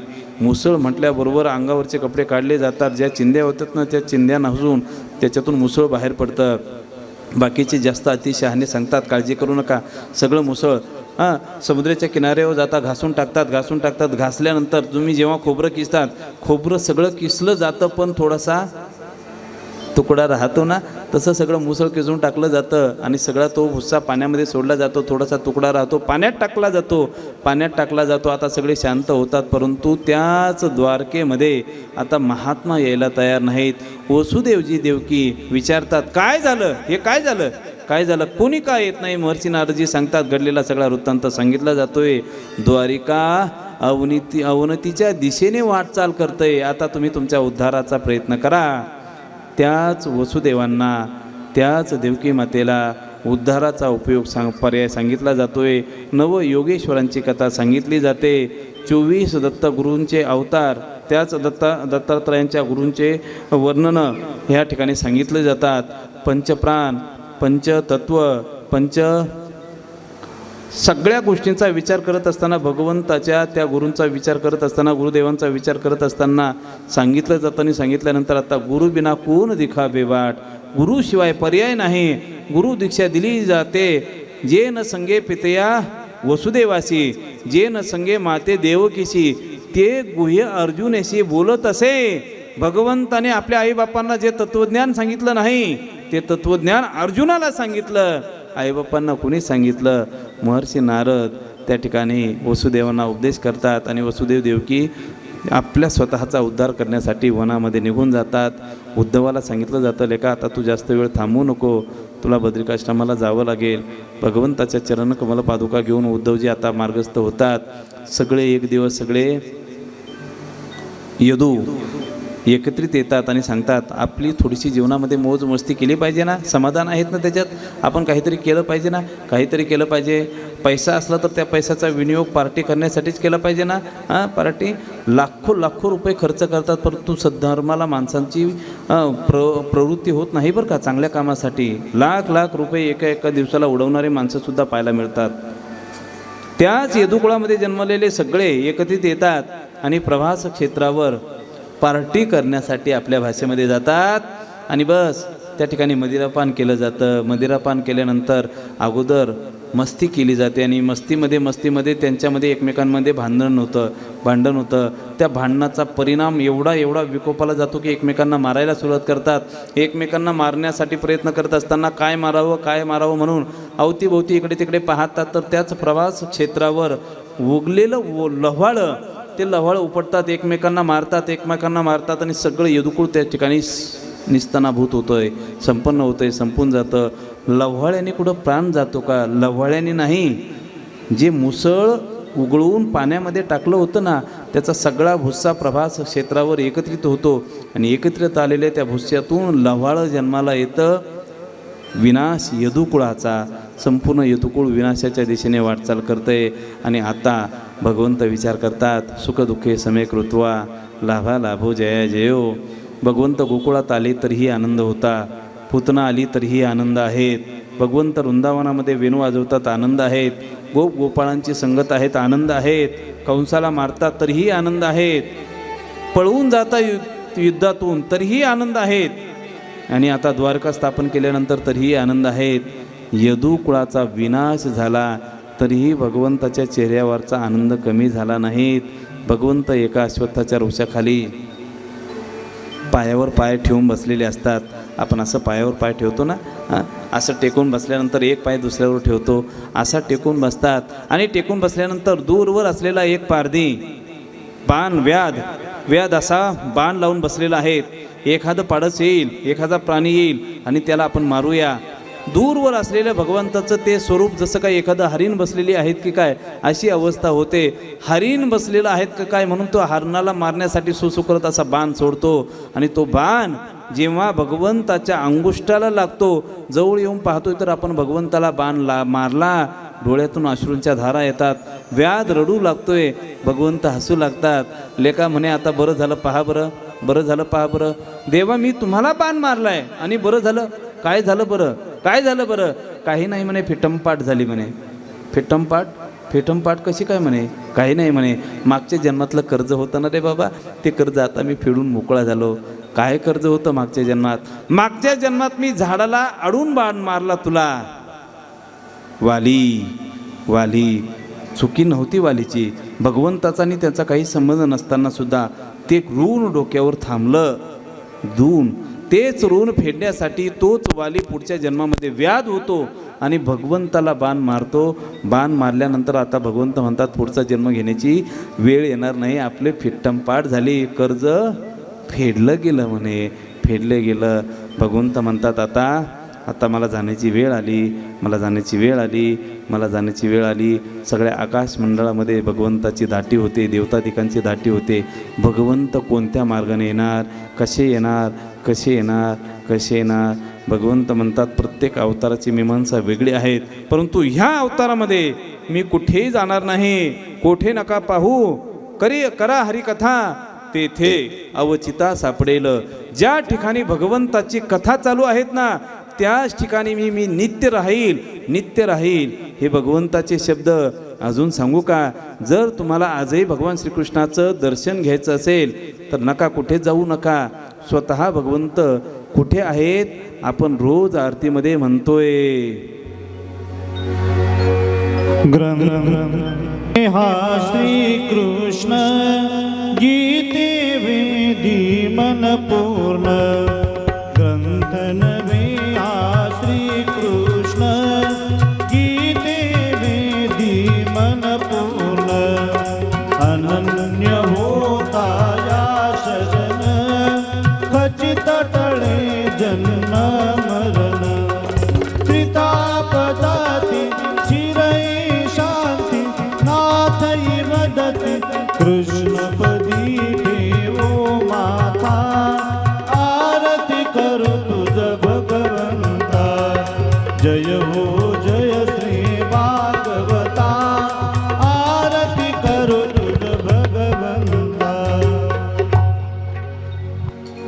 ग्रंथ नव्हे हा श्रीकृष्ण.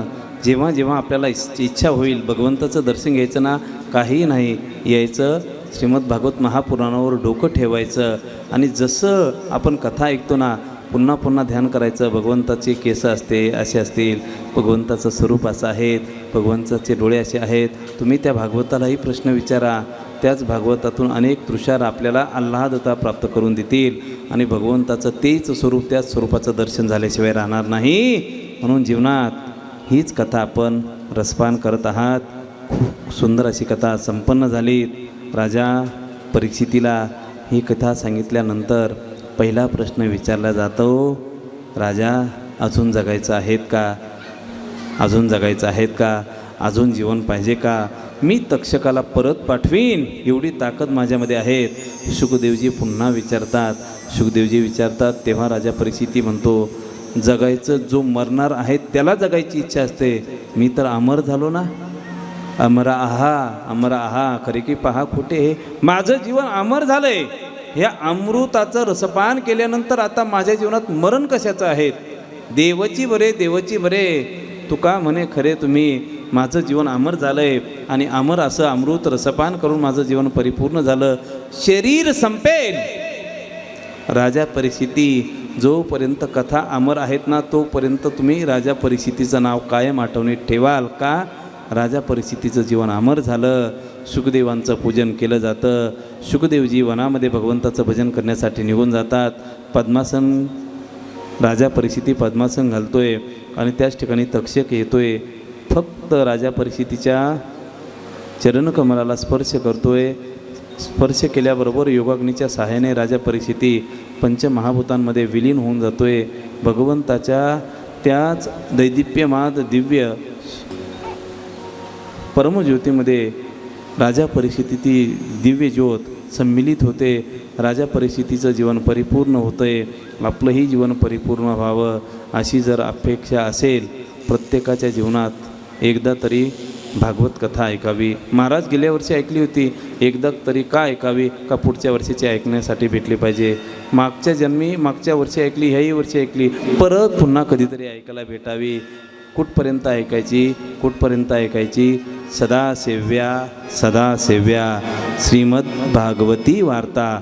नित्य ही कथा जर सेवन करत राहिलात तर आपल्या शरीरामध्ये आपल्या जीवनामध्ये भगवान श्रीकृष्णाच्या शिवाय दुसरं कोणीच येणार नाही. द्वारिकाधीश भगवान की, कृष्ण कन्हैया लाल की, श्रीमद भागवत महापुराण की, सिद्धेश्वर भगवान की. कथा परिपूर्ण झाली. पुरुषोत्तम मासाच्या महापर्वावर आपल्याला कथेचं रसपान करण्याचं परम भाग्य प्राप्त झालं. आपण भाग्यवान आहात आणि तुमच्यापेक्षा आम्ही महाभाग्यवान आहोत का सिद्धेश्वराच्या पावन प्रांगणामध्ये गेली 8 दिवसापासून आम्हाला हे सानिध्य प्राप्त झालं. हे सानिध्य प्राप्त होण्याचं एकमेव कारण श्री क्षेत्र कोऱ्हाळे गावामध्ये गेली 2-3 वर्षापासून आम्ही 4-5-6 कथा केल्यात. 4-5 कथांमध्ये एवढा एक स्नेह जोडला गेलात का त्यांना आम्ही परके वाटत नाहीत आणि आम्हाला ते सुद्धा परके वाटत नाहीत. त्यांची आठवण झाल्याशिवाय आम्हालाही समाधान वाटत नाही आणि त्यांनासुद्धा आमची आठवण झाल्याशिवाय समाधान वाटत नाही. कारण मी सुरुवातीलाच शब्द काढले, मी तुमचा आहेत ना, तुमचाच आहेत ना आणि मग तुमचाच राहणार. इथं नाळ जी जोडली जाते ही परमार्थाची अध्यात्माची नाळ जोडली जाते. प्रेम या ठिकाणी आज संपादन करण्याचा परमयोग सिद्धेश्वराच्या कृपेने प्राप्त झाला. श्री क्षेत्र कोऱ्हाळे गावातील सगळे ग्रामस्थ त्यांच्या अनुषंगाने मोठ्या सिद्धेश्वराने परत बोलवलं आणि आज पुरुषोत्तम मासाच्या महान पर्वावर ही कथा रसपान करण्याचं परम भाग्य प्राप्त झालं. आम्हाला सेवा करण्याचं परम भाग्य प्राप्त झालं. समस्त ग्रामस्थ बारामती गावातील सर्व भाविक सज्जन मंडळी, माता भगिनी मंडळी, पुरुष वर्ग आज एवढा मोठा हा अथांग असा जनसागर या महापर्वावर एकत्रित आलात. ही सगळी कृपा माझ्या सिद्धेश्वराची आहेत. एकदा सर्वांनी मोठ्या आवाजात सिद्धेश्वराचा जयघोष करूया. सिद्धेश्वर भगवान की.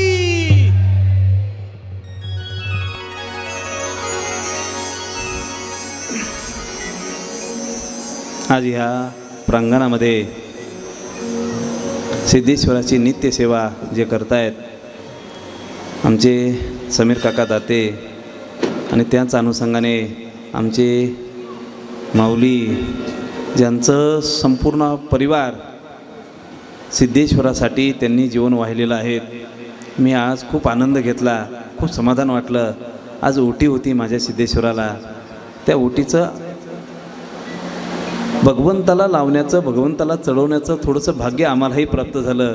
एवढं समाधान वाटलं का बस आता कृतकृत्य झालो, इच्छा केली ते पावलो. खूप मोठं पोट भरलं, खूप समाधान झालं. सुंदर अशी कथा संपन्न करण्यासाठी सिद्धेश्वर कीर्तन महोत्सव समिती अत्यंत मनापासून खूप सेवा करते. मी एक महिला पाहिली, काल परवाच्या दिवशी पाहिली. 75-80 वर्षाचं वय. जेवण झालं म्हटलं, आता जेवण झालं तर गपचूप निघून जायला पाहिजे ना. नाही, डस्टबिनमध्ये आपलं ताट तिकड टाकलं नाहीत, स्वतः जाऊन स्वतःच्या हाताने घासून टाकलं आणि ठेवून दिलं. मी म्हटलं एवढं कशाला धडपड. नाही म्हणे, माझ्यानंतर कोणीतरी जेवायला येणार आहेत, सगळे कामं त्यांनी केलं तर मग आपण काय करायचं, आपणही थोडंसं काम केलं पाहिजे ना. ताट घेऊन इथून जर सेवा आहेत, सोपी गोष्ट नाहीत. मनापासून सगळे हे सेवादारी आहेत. सेवेकरी दिसत असताना थोडे दिसतात, नाही, हे सगळेच सेवेकरी आहेत. माझ्या सिद्धेश्वराची सेवा घडावी हीच अपेक्षा सगळ्यांना लागलेली आहेत. आज ही सेवेकरी मंडळी यांना पाहून आम्हाला सुद्धा थोडासा जोश येतोय. आपणही काहीतरी केलं पाहिजे. आणि ह्या मंडळीने सांगितलं लवकरात लवकर आपलं गुरुकुल उभं राहणार आहेत. आवाज जोरात द्या ना, आवाज नाही आला. वा, टाळी वाजवा एकदा.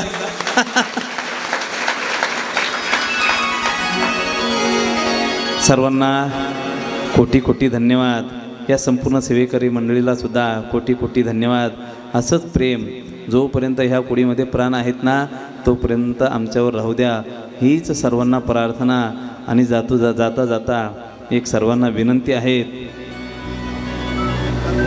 सांगू का?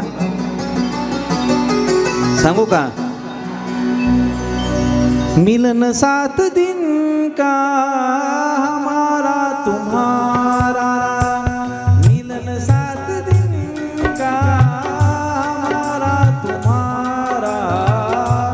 आम्ही जातो आमच्या गावा, आम्ही जातो आमच्या गावा. मिलन 7 दिन का हमारा तुम्हारा, मिलन 7 दिन का हमारा तुम्हारा. आम्ही जातो आमच्या गावा, आम्ही जातो आमच्या गावा. रहे जिंदगी तो मिलेंगे दोबारा, रही जिंदगी तो मिलेंगे दोबारा. मिलन 7 दिन का हमारा तुम्हारा, मिलन 7 दिन का हमारा. आमचा राम राम घ्यावा, आमचा राम राम घ्यावा. आम्ही जातो आमच्या गावा, आम्ही जातो आमच्या गावा.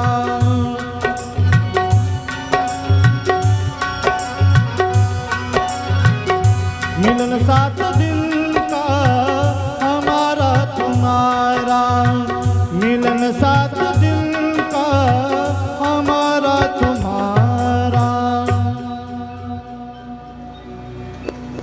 अशी कथा संपन्न झाली. खूप आनंद घेतलात. आमची कलाकार मंडळी अत्यंत सात्विक आहेत, वारकरी आहेत, आध्यात्मिक सांगड ज्यांना आहेत. आमचे अभिषेक दादा गोड असा ॲक्टोपॅड वाजवतात. खूप गोड हात आहे त्यांचा. आमचा विकास दिसत असताना एवढीच मूर्ती दिसते, परंतु बोटं वाजायला लागल्यानंतर तड तड तड तड तड तड तड कडकडाट नाही का गोड वाजवतात. खूप गोड आहात आहेत. आणि योगेश महाराज मला वाटतं सांगायची गरजच नाहीत. प्रत्येक स्वर जणू काय सरस्वती मातेचं पूजन करतो की काय असा गोड आवाज त्यांचा बाहेर पडतोय. अत्यंत गोडवा आहेत त्या वाणीमध्ये. संगीतही आहेत आणि स्वरही आहेत. संगीत, स्वर आणि तालाचा संगम ह्या 3 रत्नांच्या अनुषंगाने होतो. यांच्या सर्वांसाठी एकदा टाळी वाजवा. सगळ्या बारामतीमध्ये, बारामतीच्या बाहेरसुद्धा या कथेचं थेट प्रक्षेपण चालू आहेत. जर आपल्यामध्ये राम असेल तर मजा आहेत, राम नसेल तर मला वाटतं मजा नाहीत. सुंदर अशी रामाच्या अनुषंगाने ही कथा सगळ्या बारामतीमध्ये आपल्याला पाहायला मिळते. रामदादा सुंदर अशी कथा सगळ्या बारामतीमध्ये दाखवत आहेत. एकदा रामदादासाठी सुद्धा टाळी वाजवा. परंतु ही कथा संपली, लाईव्ह संपली का मला वाटतं पाहायला मिळणार नाही असं तुम्हाला वाटत असेल. अजिबात नाही. आपण कुठे कुठे बसलेलो होतो, कुठे कुठे झोपा नाही होते काढत तसे. ज्या आता लहान लहान मुली आहेत, ज्या तरुण मुली आहेत, त्यांनी 50 वर्षानंतरसुद्धा दात पडल्यानंतरसुद्धा पाहायचं इथं बसेल होतं पुढं 50 वर्षानंतरसुद्धा ही जशीची तशी कथा पाहायची असेल तर आपल्याला भक्तिनाद यूट्यूब चॅनल या चॅनलच्या माध्यमातून ज्ञानदायिनी गुरुकुल आणि भक्तिनाद यूट्यूब चॅनल ह्या दोन्हीच्या माध्यमातून आपल्याला ती कथा पाहायला मिळणार आहेत. परंतु ही कथा दाखवण्यासाठी ज्यांचं अथक परिश्रम असतात, रेंज नसतानासुद्धा खटाटोप रात्री 4-4 वाजेपर्यंत जे जागी होते, ही सगळी मंडळी 4 वाजेपर्यंत झोपत नाही बरं का. आमचे रोहनदादा, माधवगिरीजी महाराज, जनार्दन स्वामींचे पट्ट शिष्य माधवगिरीजी बाबा, संतोषगिरीजी बाबा हे त्यांचे मानसपुत्र आहेत. म्हणजे लक्षात ठेवा, माणसं आपल्याकडे आलेले सगळेच तोला मोलाचे आहेत, साधे माणसं नाहीत आहेत. म्हणून एकदा त्या रोहनदादासाठी सर्वांनी टाळी वाजवा. स्वप्नातसुद्धा वाटलं नव्हतं मंदिरामध्ये एवढा गोड आवाज बाहेर निघेल. एवढा गोड आवाज बाहेर काढण्याचं काम आमचे स्वप्नील दादा करतायत. एकदा स्वप्नील दादांसाठी सर्वांनी टाळी वाजवा. सांगावंच लागत नाही. आपण सर्व खूप दर दिवस हिरिरीने सहभाग दाखवून या ठिकाणी उपस्थित झालात. लांबून लांबून सगळी मंडळी आलीत. एकदा आपणा सर्वांसाठी सर्वांनी टाळी वाजवा.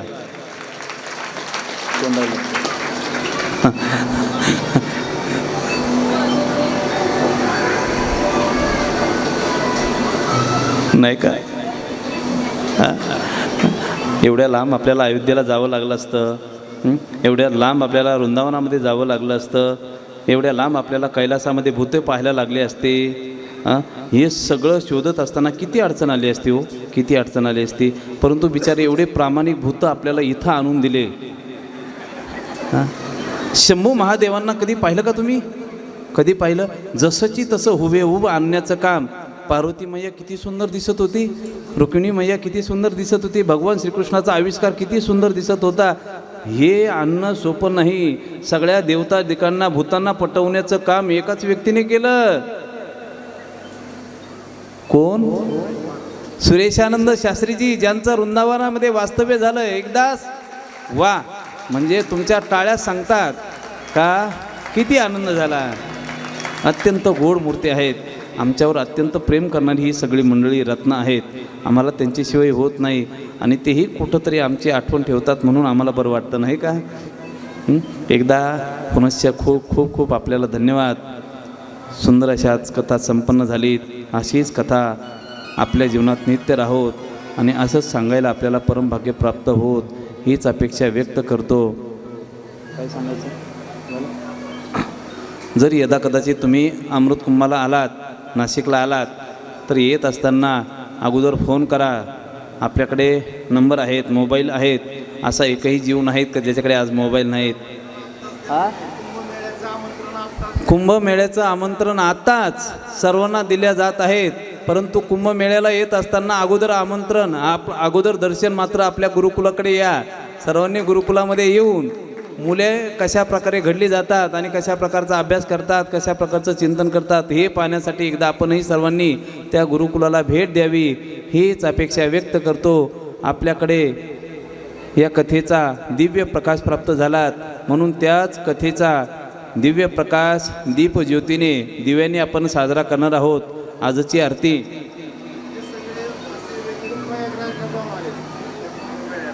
सगळे सेवेकरी प्रयागराजला जाऊन आलेत. मागच्या कुंभामध्ये आत्ताचा कुंभ अत्यंत जवळ आहेत, त्याच्यामुळे तुम्हाला जास्त खटाटोप करायची गरज नाही. निवास करण्याची व्यवस्था आपल्या गुरुकुलाकडे राहू देऊ द्या.